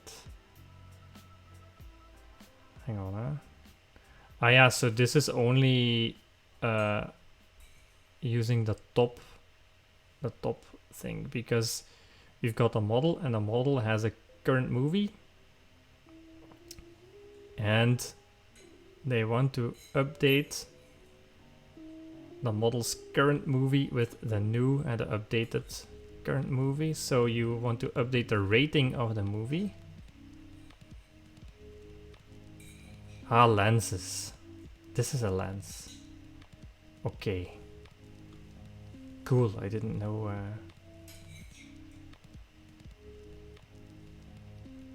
You get the dotted getter functions for free. Yeah. So here you set the title of the movie by passing a string and then a movie, and then you update just the title with the stuff that you get, and yeah, that makes sense. So if I would try to do that here, I want to have a setter function for the registration setting on my status on my home model. But then there's still like a nested thing. Yeah, I know that there is also a lens module for Elm that I think applies getters and setters to a type, but I don't know if I want to use that because I don't understand it properly yet. This standard signature movie to movie at the end has a nice advantage. You can use pipes to update any selection of multiple fields. Ah yeah, because then, ah yeah, makes sense. Cool. because then you pipe old movie into the set director, so that puts old movie here, which returns an updated movie with Clint Eastwood. And this result then gets piped into the set rating function, which also takes in an argument. So that's the updated with Clint Eastwood movie. And then that rating gets set to 5 and it will return a new movie. Nice. What about updating the nested current movie inside the model record? Exactly.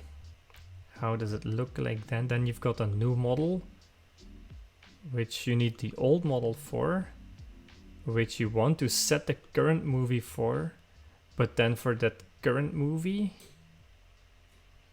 you want to fetch the old movie's current movie and apply the set director to it. Yeah, that makes sense. Okay. I'm going to need this as well. The argument order of the setter gets in the way. Why is it just the argument order?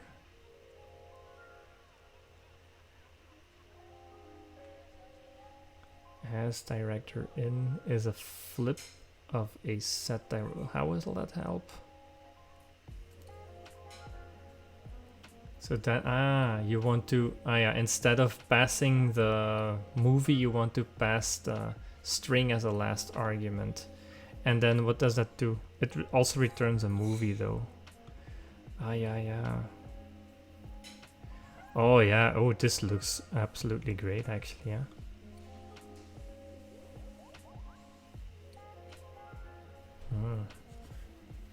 That looks cool.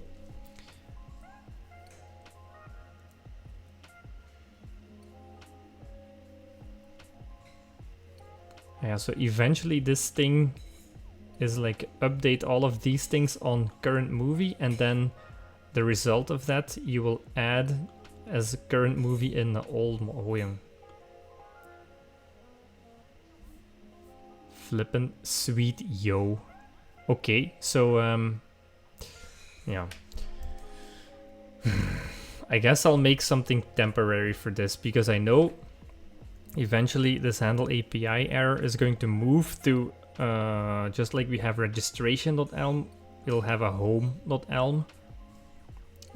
So let's first just create some stuff like that for our model. So we'll say I want a set home model, which is a function that takes in a regular model, takes in a home model, and returns a model.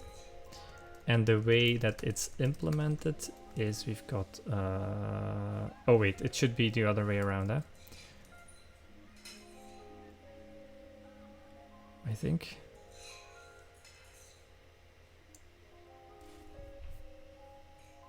Set was when you had, yeah, okay. Because then you can chain it. So set model, this is the new home model, and you've got a regular model, and then you want to implement that as having model updated, and say my home model is new home model. There we go.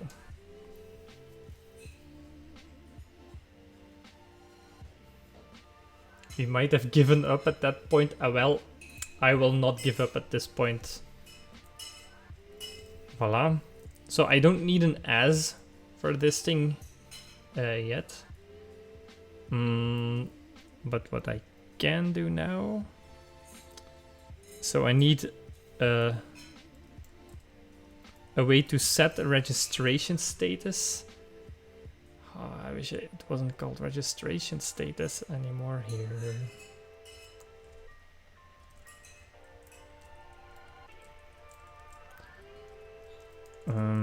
Because it doesn't even exist any longer. Home model. Let's do like we did with the registration model. It has an API failure, which is a maybe string. So if we go here, oh, it already has that. then this should just be API failure, and the failed should be a just. Voila. Now we need a setter for the API failure, so let's call set API failure, which takes in a string.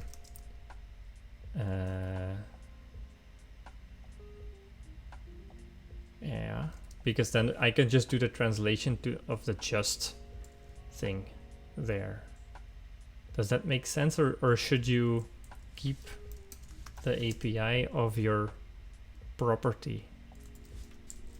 I don't want to do it. Let's do home model, and we return another home model, and then the API failure takes in a str and a model, and it's implemented as home model, and I want to update the API failure with having just a str.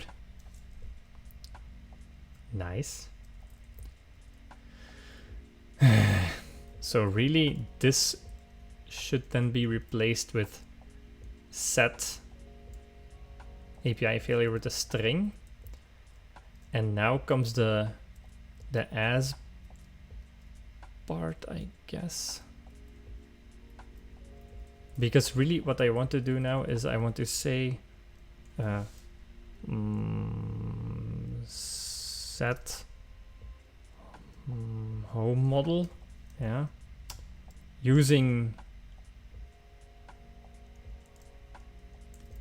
okay, wait, no, I want to say set API failure with string, and this result, oh wait, oh no, it needs the, fuck,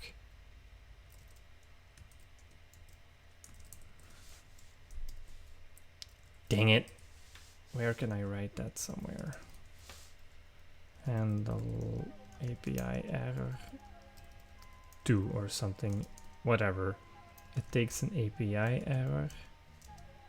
Oh, it's just too difficult, yeah. Oh, you gotta go?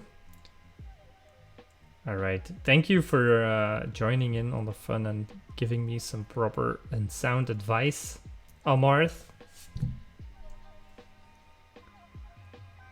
And enjoy playing some Hades.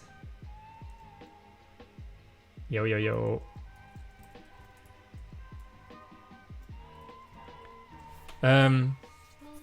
Okay. I can do this without Amarth. It's okay. Can I though? Can I? I think I can. So we've got the set API failure. That's cool. But then I think I need that split thing here. So this is the part that I want to update, really, in the movie of a model. So I can say as API failure, does the in, yeah, voila, in. And then this should have as a signature also the string.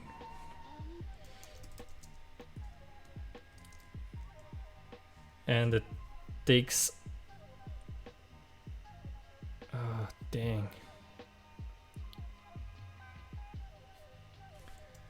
Wait, so it should take a home model apparently. Then it should take the string argument, and then it should return the home model again. And then that thing is implemented as a model, or is it just straight up an implementation of flip set API failure? Does that thing still exist? Oh shit, I'm not sure it exists.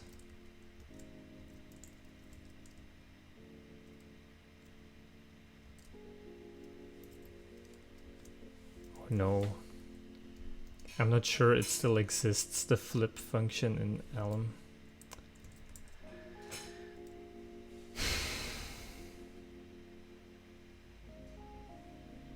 RIP.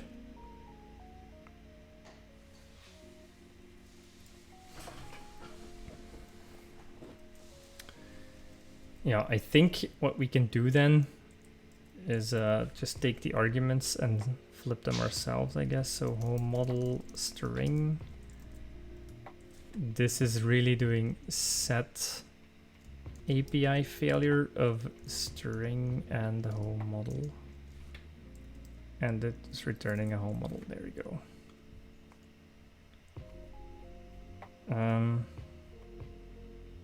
So then this I can write as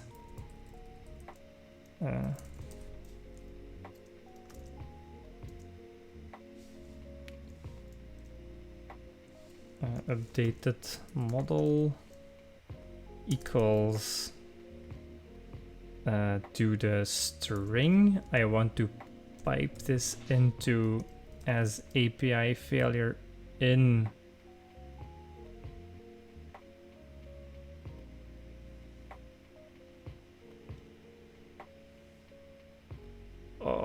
my mind is blanking. Model dot home model, because then as API failure in the home model, that will then take in the home model, yeah, and then set API failure is called on that thing. Then we've got our updated model, yeah, and then we can pipe that into setting the home model on model itself. Holy crap. And that we can put in model. So models, home model. We've already done that. So this should already be updated model. Just like that.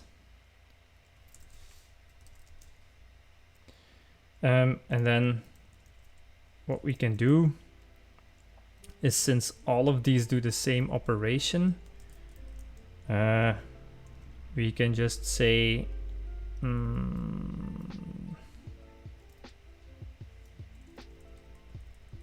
this is the important part. I just want to return or map the API failure into a string.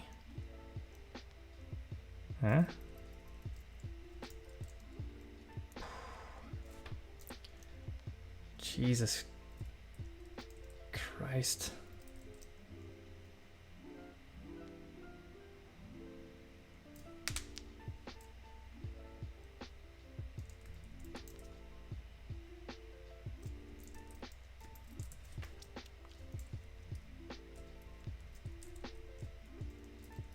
Okay, so instead of directly returning this, let me wrap that, let it's something, and then in, and I want to return jonge, wacht, in this kind of thing. And then I want to update, no, so we'll have an updated model here. Updated model. Then all of this stuff can move to the let stuff. Then we will transform this case thing by assigning it into a string. So a failure string or something like that. And really, we should just be returning this. Then it's a network error. Here it's just timeout. Then it's also just string.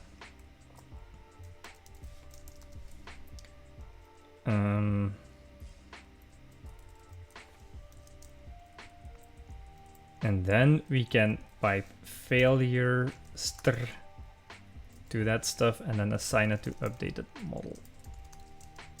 Okay. Whew.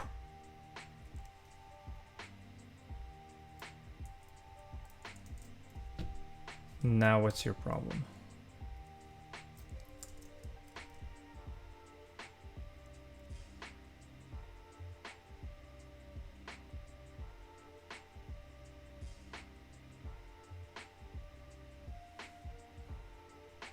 Ah, yeah. So I also need as home model in because I want to pass the home model to this function. So I want this where we switch it up. First we've got the model, then we've got the home model, and then we've got another model again. And the implementation looks like model new home model, where we do set home model in using new home model in model. Voila. Yay. Oh yeah. And then I think what we can do, I know, this should be okay, huh?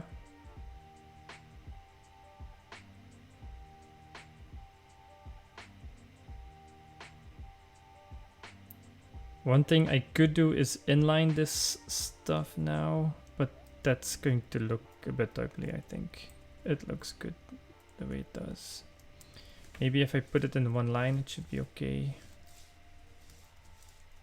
If I save, oh no.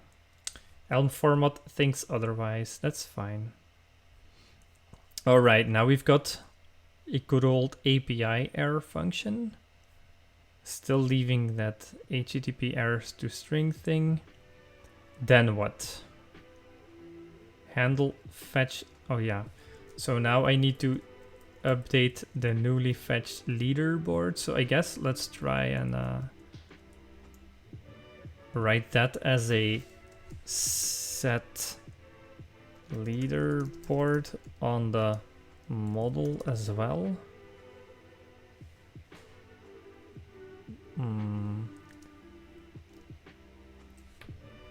Damn, I always forget what the order is.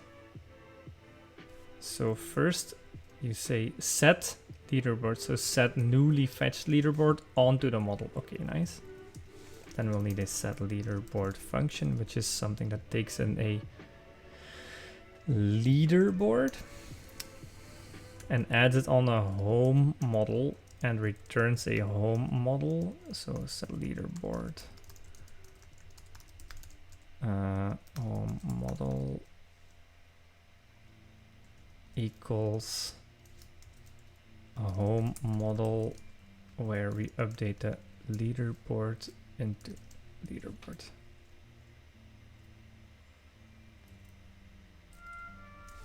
Problem? Conflicting name. Okay, now. Leaderboard. Let's call it board. Or maybe new leaderboard. New leaderboard. Voila. There, I fixed it. Now this won't work because model is not just, it's not a home model, but a regular model.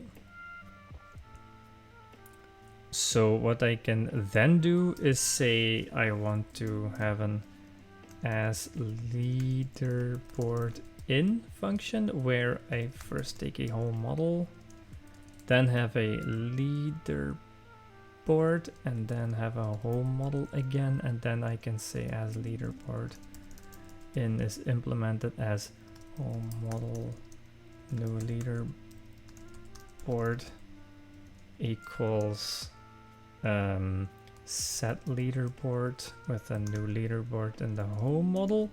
Voila. And then we can in fact do newly fetched leaderboard, pipe that into as leaderboard in model dot home model and then pipe that into as home model in model. Work, damn you. Nice. Oh my. Cool, cool, cool. Next. View main content with a model. That's incorrect now because this thing, oh no. Why is it incorrect, Elm? Ah yeah, because you're not mapping the message things yet, or what? No. Found main model, extra fields.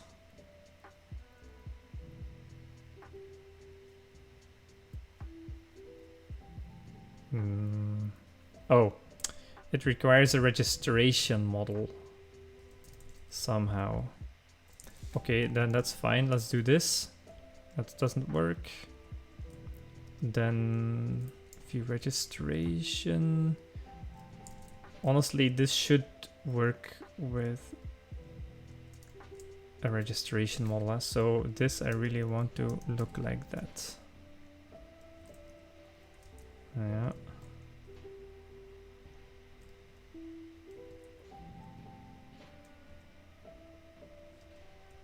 Wado, heck. Perform fetch. Did we not move this already? Oh wait, this is... I am confused. Oh, we are in registration. Yeah, okay. Hey, maar wacht eens. This is already model, so that should be okay. What's this stuff?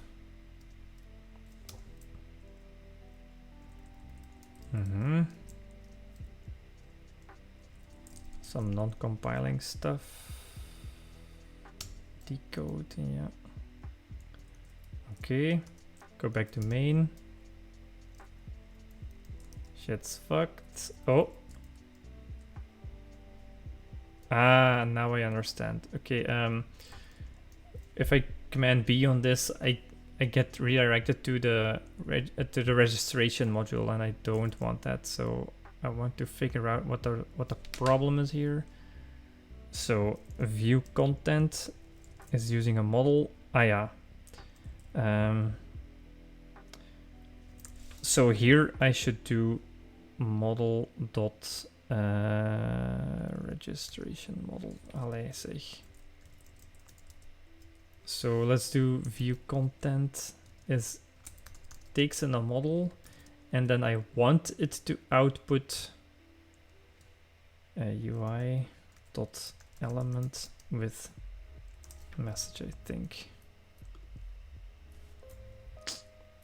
Not sure if this is, it's compiling up top, but this is incorrect now. Yeah. So let's pass along the registration model. And now this is incorrect.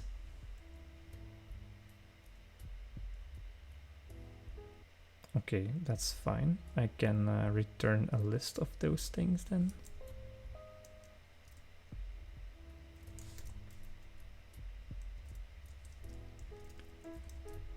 Yeah.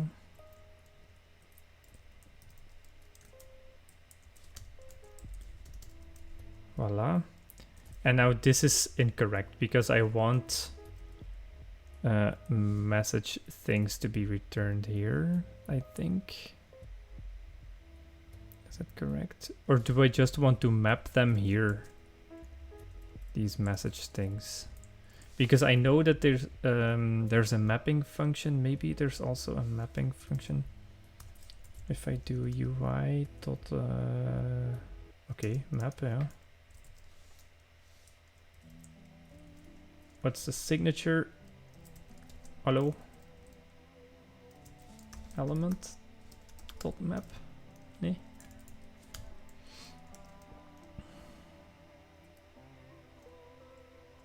Yeah, a way to move from a specific message to another message type. And it uses this thing, so that's really what I want.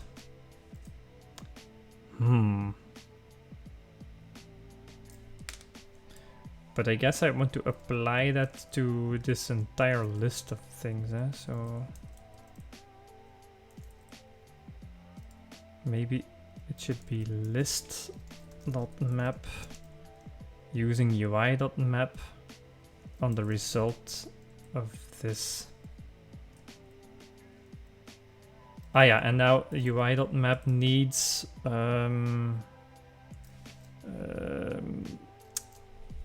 something to make registration message. Okay, now we've got like the same problem from before. So I don't want these. I want messages to come out of that thing. Messages are currently no op, and then these are home messages. But I also want registration messages, which take in a registration.message wrapped type. And then I want to handle those, and I want to handle those by just forwarding them. Reg message to registrations update function,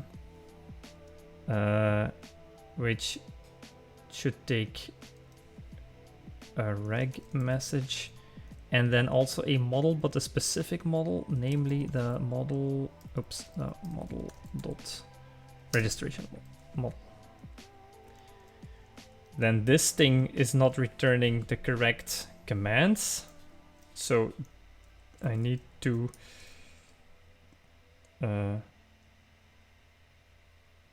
map whatever's coming out of this thing. Oh, geez. And I think I want to update the model again because I don't.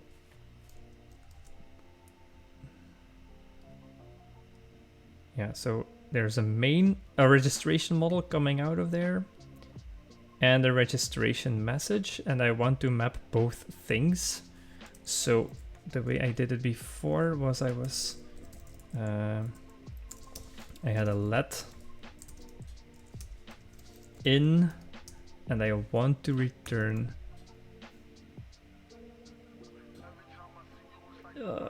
an updated model. So I want something like set registration model on a new registration model. Yeah, on model, and I want to CMD map the message that's coming out of this one. So this is new registration model, and the reg message. There we go, the reg message. And now I need this function, so I'll group them eventually. So this is a function that takes in a registration dot model. Dot model. Hello. A model, and returns a model. Doesn't voila, okay.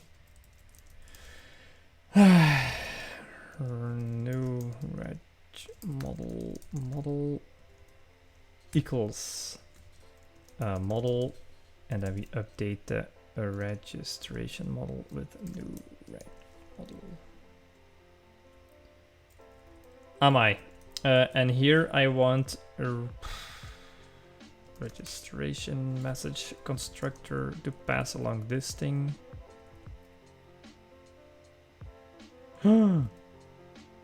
Sweet. Still something not compiling. Why is that?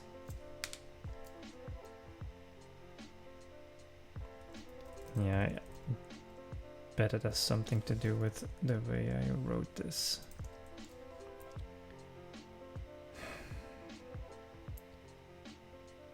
Okay, so hang on now.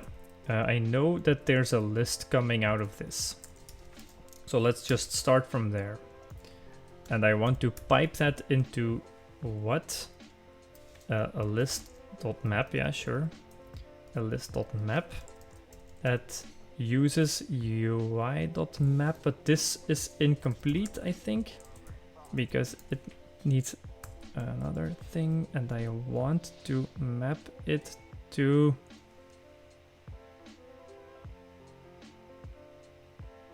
the registration message. Yeah, it's compiling. It's compiling. I am excited. Looks to be compiling. Let's clean up some. Yo, why am okay? I need this, even though it's that might explain. Okay, so I think it was a good idea not to remove unused functions.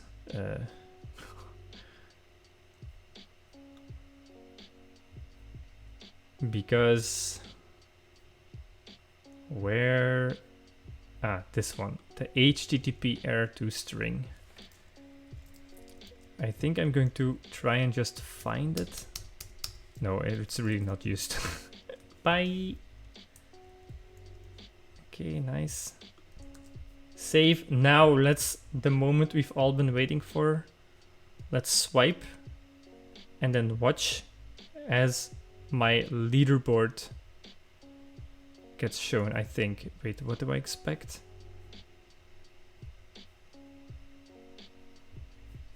No, I expect the registration thing to still be shown because I've got view main content is doing view registration. Yeah, okay.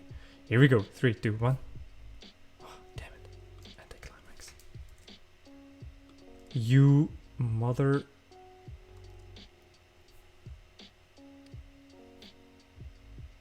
Oh.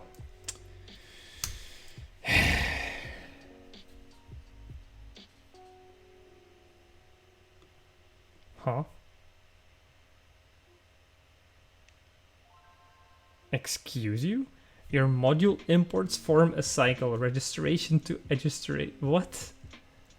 Okay, that does not seem... Arrête. Let's go to registration then, and find out where I'm using registration dot. Nowhere am I importing registration here. Yeah, I am. Okay, let's not. Okay.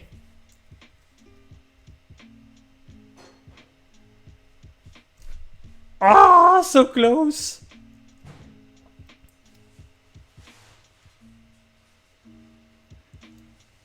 View main content.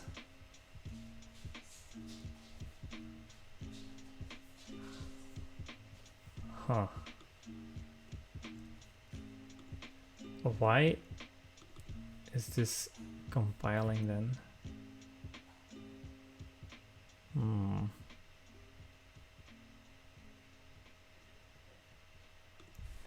Maybe it should just be list then? Oh, victory! Victory! Yes!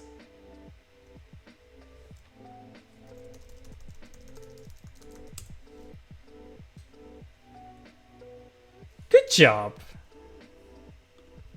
Alright, that's a very nice refactor.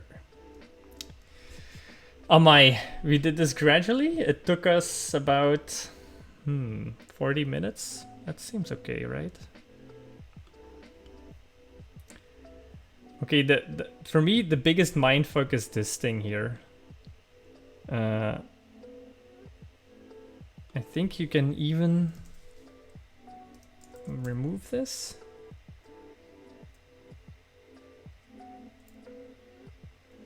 Or not. Okay, why is that? Yeah, I guess because UI.map with a registration map or a message creates a mapping function because the type of this is going to be returning something that turns one element message into another element message. And that's basically what this map thing here is expecting, an A to a B. And yeah, I think that's the most confusing bit. So it maps all of the UI element messages coming out of view registration, all of these element message items in this list using the map function with this mapping function. Okay, so now let's go back to our... maybe we can clean up a bit. If we go back to our main function, main now exists still out of a model and a simple view function, an update function and some subscriptions. Then we've got our init, which instantiates an empty model, which is instantiated with just an empty home model and an empty registration model. And then we've got the model, for leaderboard stuff here. So these are actually types for leaderboard. But then here we've got our model, nice. This is what a home model looks like. Initial leaderboard we no longer need. And this is the way an empty home model looks like. Then we've got our message types, which now exists out of things that are going to be moved to the home message type eventually. But then also a wrapper type for registration messages. We've got setters for the registration model. Maybe we need to... yeah, no, it needs to exist on our own model. So let's move it closer to our own model then. Okay. Then the way we deal with this one, maybe I want to put it higher or something. Voila, something like this. No op, we don't really care about, I guess. But then when it's of a type of a registration message, I want to basically pass it along to registration modules update function, which we do here. We pass along the wrapped or the internally wrapped message type, which can be of this type, which is one of these. So once this sort of message arrives here, we want to also only pass the registration model into that update function, so that we both bind the message type with a registration model type. So that I think is really cool, because model is a model of a record, but this one is the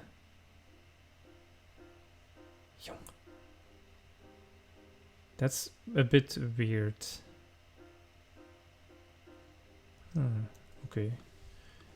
Well, let me double check, because this model, it's still the model of, of registration, nice. And then out of this update function comes also a model and a command message, but then still typed to registration.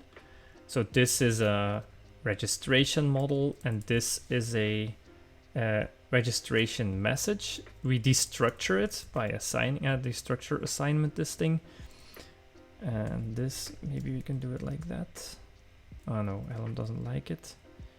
Then I want to set the new registration model onto the model, and then also map the new or the updated, maybe I should also new registration message. There we go. That looks a bit more normal, huh? And then we're back into the model, let's say, of the Main.elm program. Huh? And then if it's anything else, just do whatever was there before. This is an alias. Maybe we can remove at some point. Same with this thing. Here's a bunch of setters for a home model. As home model in set API failure. So all of these I want to put close to model, and then also home model. So let's put it all here. Both of these I want to move to here.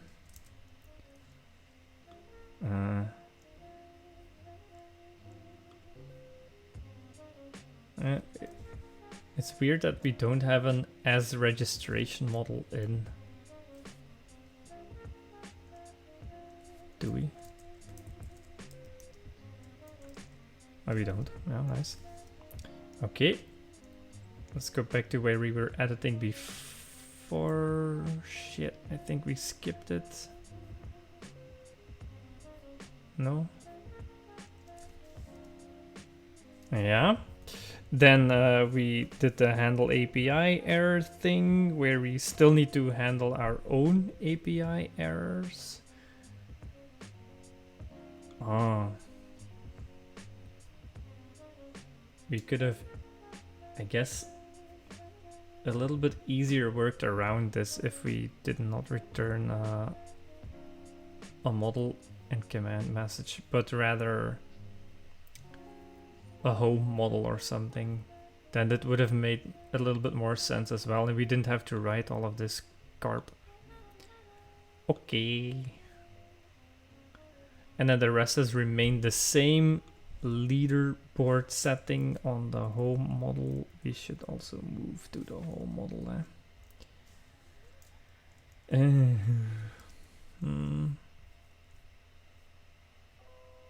So, here. Okay. This is decoding stuff. And then handling the leaderboard response. Nice. And then this is stuff we don't need to deal with just yet. Some comments from Cordusk. But it's going to be helpful because they've already listed a bit of all of the routes that we want. We need to make sure that this somehow fits in with the commands that we initialize with, I think. But that's for a later session, I think. Yeah, maybe. View a header using a model. Oh man, we're very lucky that our pages don't need information from our main things, because really what I was planning on doing is just switching up view main content. I guess it's fine, huh? Right? It should be okay. Okay, nice.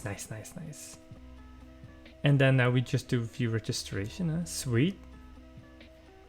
And this we need to add whenever we've done the routing properly, and then we can just wire it up properly and we'll be golden. Okay, cool. Let's do a commit. Holy. This is not a small refactor. This was extracted a registration page into its own Registration.elm file, along with stuff in API, which is API error, and JSON parsing stuff.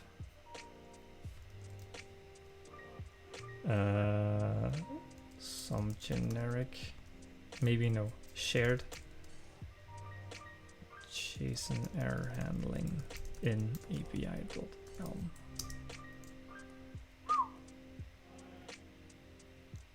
Sweet. Let's push it. Am I?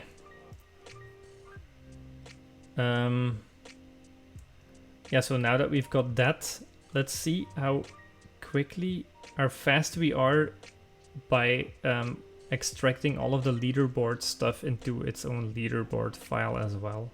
So without routing, I just want to just switch the view main content model. I don't want to do this, but I want to basically say view a home using model.home model, and then this will likely also return list.map using UI.map using home messages then. And then we can start creating a home file. Yeah, a home.elm. Let's add it. And then the way we do view home is really view leaderboard, I think. So, because this is no longer view leaderboard, in fact, it should be view home. And yeah, we do home.viewHome or something. And voila. I think it was element, and now we can start switching that up again. So that should be view leaderboard table. Then next up, view recent matches. That's this thing. Move that here. Then it's view registration redirect button. That's this one. Voila. Then it's displaying a leaderboard somehow. I guess this should also belong there. Here. Base button we need to import. This is something we need to put into its own different type, but first let's extract leaderboard.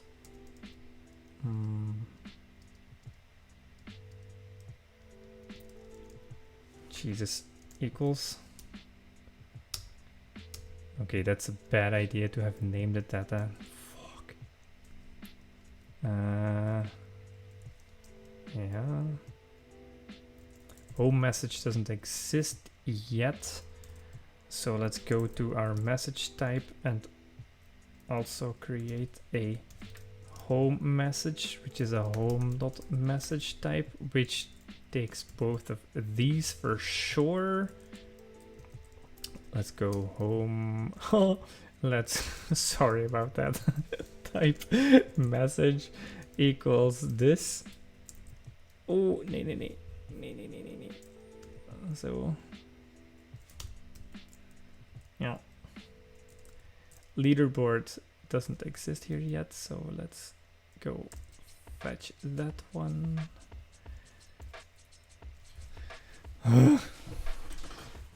Okay, I guess we need an update function there as well.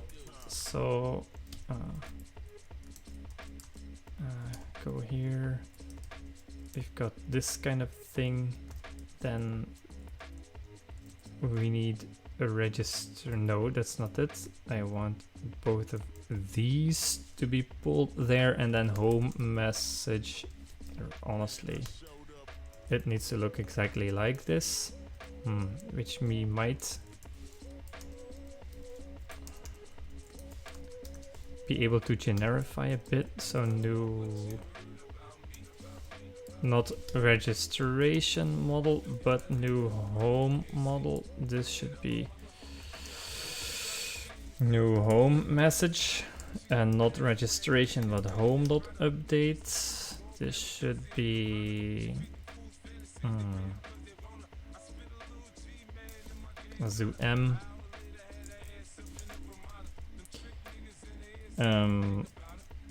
Should be home model, and then we've got, then it looks almost exactly the same. Now this should have set home model using new home model.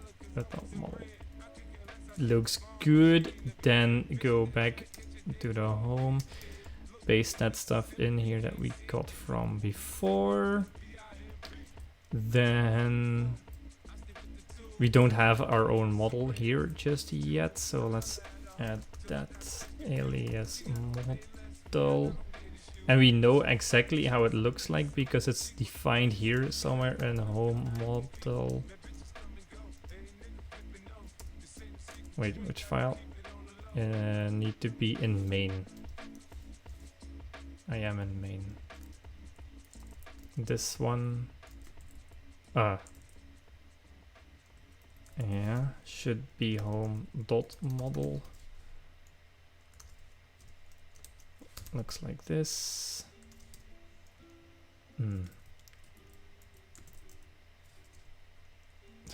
That's annoying now, because everything here is defined like home model. Okay, let's get rid of it anyway.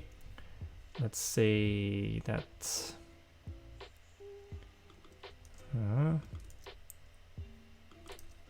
Voila, and all of these need to move to model.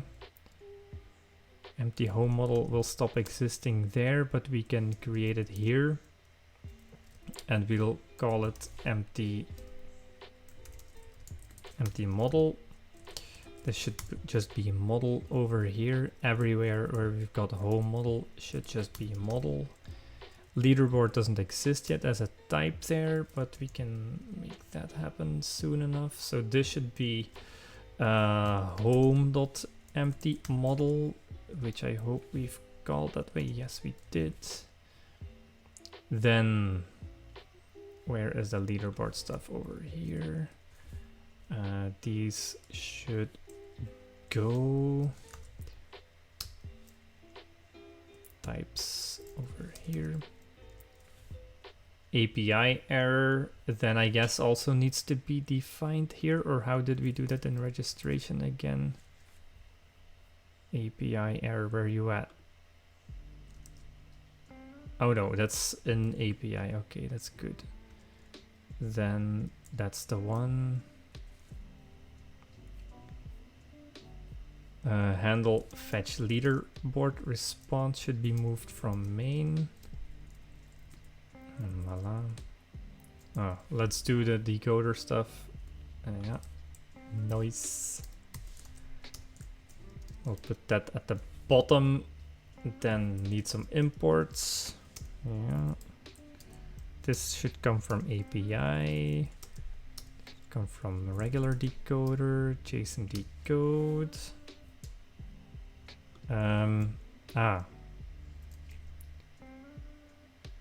Now, so this needs some other changes. Then handle API error, we can also move. That's this thing.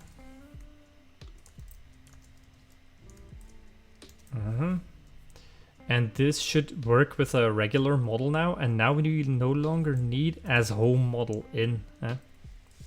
We can just do as API failure in model. These I need to import. Sweet. Then that means I can do the same here. Yeah. Yeah, I still figure out what this leaderboard. Oh, if I import it, then I can move to it. Maybe I'll do that. Haha. And then got it. Undo this stuff here of the import. And then just paste it over there. Import the widget. I think this should be okay. Rank to string is something I need to move there. No op, we haven't defined. Let's go to the type message because it has no op. I'm really not sure if we're really using that.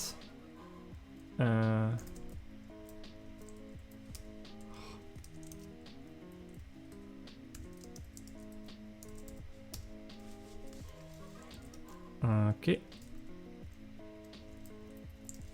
Now we need a no op thing to just do this.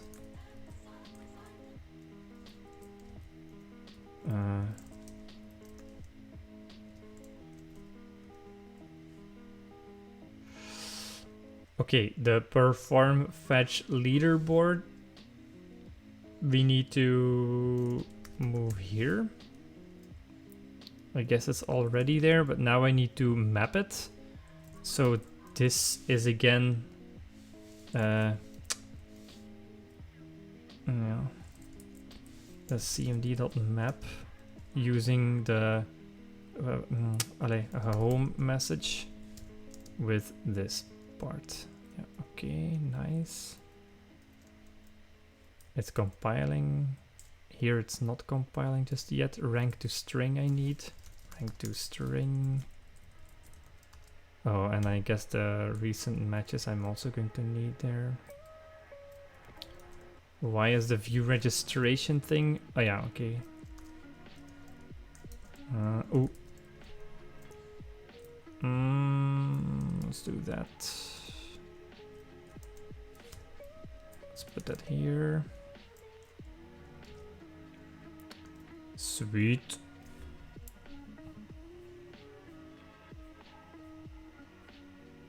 All right, this here seems to be compiling. Here it seems to be compiling as well. So now, and I think I've already hooked it up, right? Oh, we no longer use as home model in, so we'll get rid of that.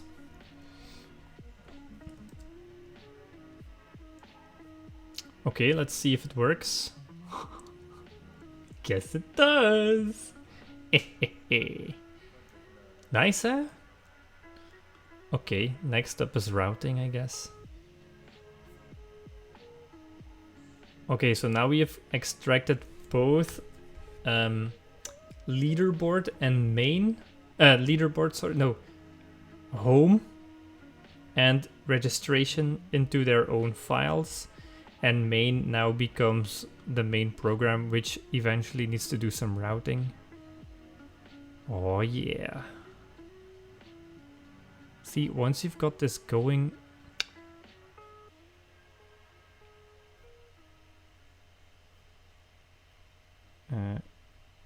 you can develop things very fast. Is this actually used? Oh. So, bye-bye. And then we also don't need that. And then this, I don't think is used. I'm not really sure. We can get rid of this one, it's not used.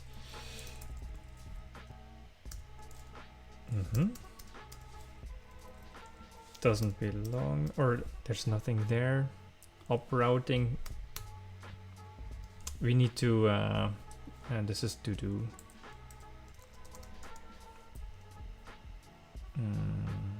It will sort of look like this, but yeah, we will see.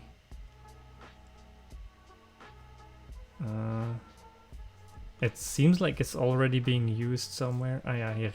Parse URL. I need to wire, I think, in the main programming, on the main program up top. Okay, view header does not use model yet.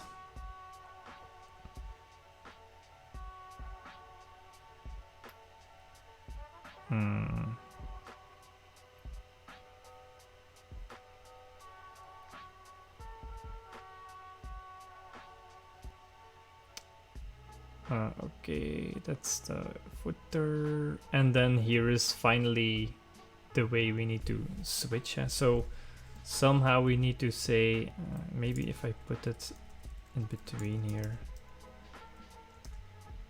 Yeah, that's better. And then I can say to do implement routing based on URL. Voila. I think we can consider this done. And then what we'll do is say add routing based on URL. Sweet, that's committed. This went really fast, I think. So that's extracted a home page into its own Home.elm file. And we didn't do anything else. Is there some cleanup to be done? Don't think there is. All right. Okay. Achievement unlocked. Nice, huh? All right. I hope it was as much of a learning experience as it was for you, as it was for me.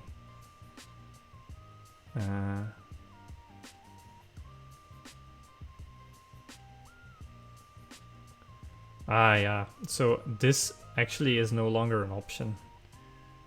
Maybe what it should be is okay. Recent matches. Voila. But that's something to do in the Home.elm file, I guess. Fix to do this thing. Ooh, what is that?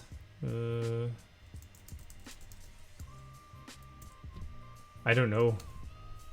Kitmoji, help me out.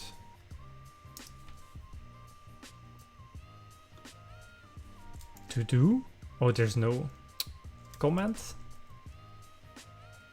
I guess this is it then. The bulb. Bulb.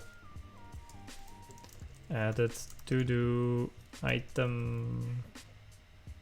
Or actually no, it's like updated to do item. We can no longer show registered players and leaderboard in the same page. Or well, actually we will. We won't. Voila. Push it. And then that's it. Victory! Alright. Thank you so much for hanging out. And I hope to see you next time, which is... Let's check real quick. Normally it should be next Tuesday without fault. Yeah, for sure. But maybe a bit earlier. You might see. It will be an ad hoc live coding one in any case. All right. Thank you so much for joining. And yeah, hope you enjoyed it. I sure did. All right. That's it for me. See you next Tuesday. Cheers.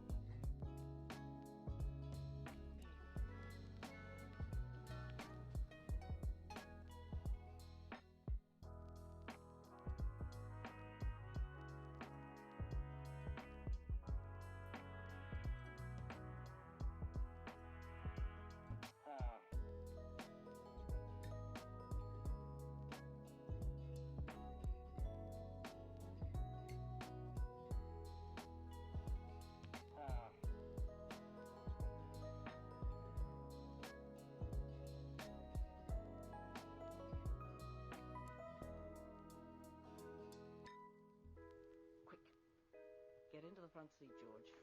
Start the car, you fool. It's finished.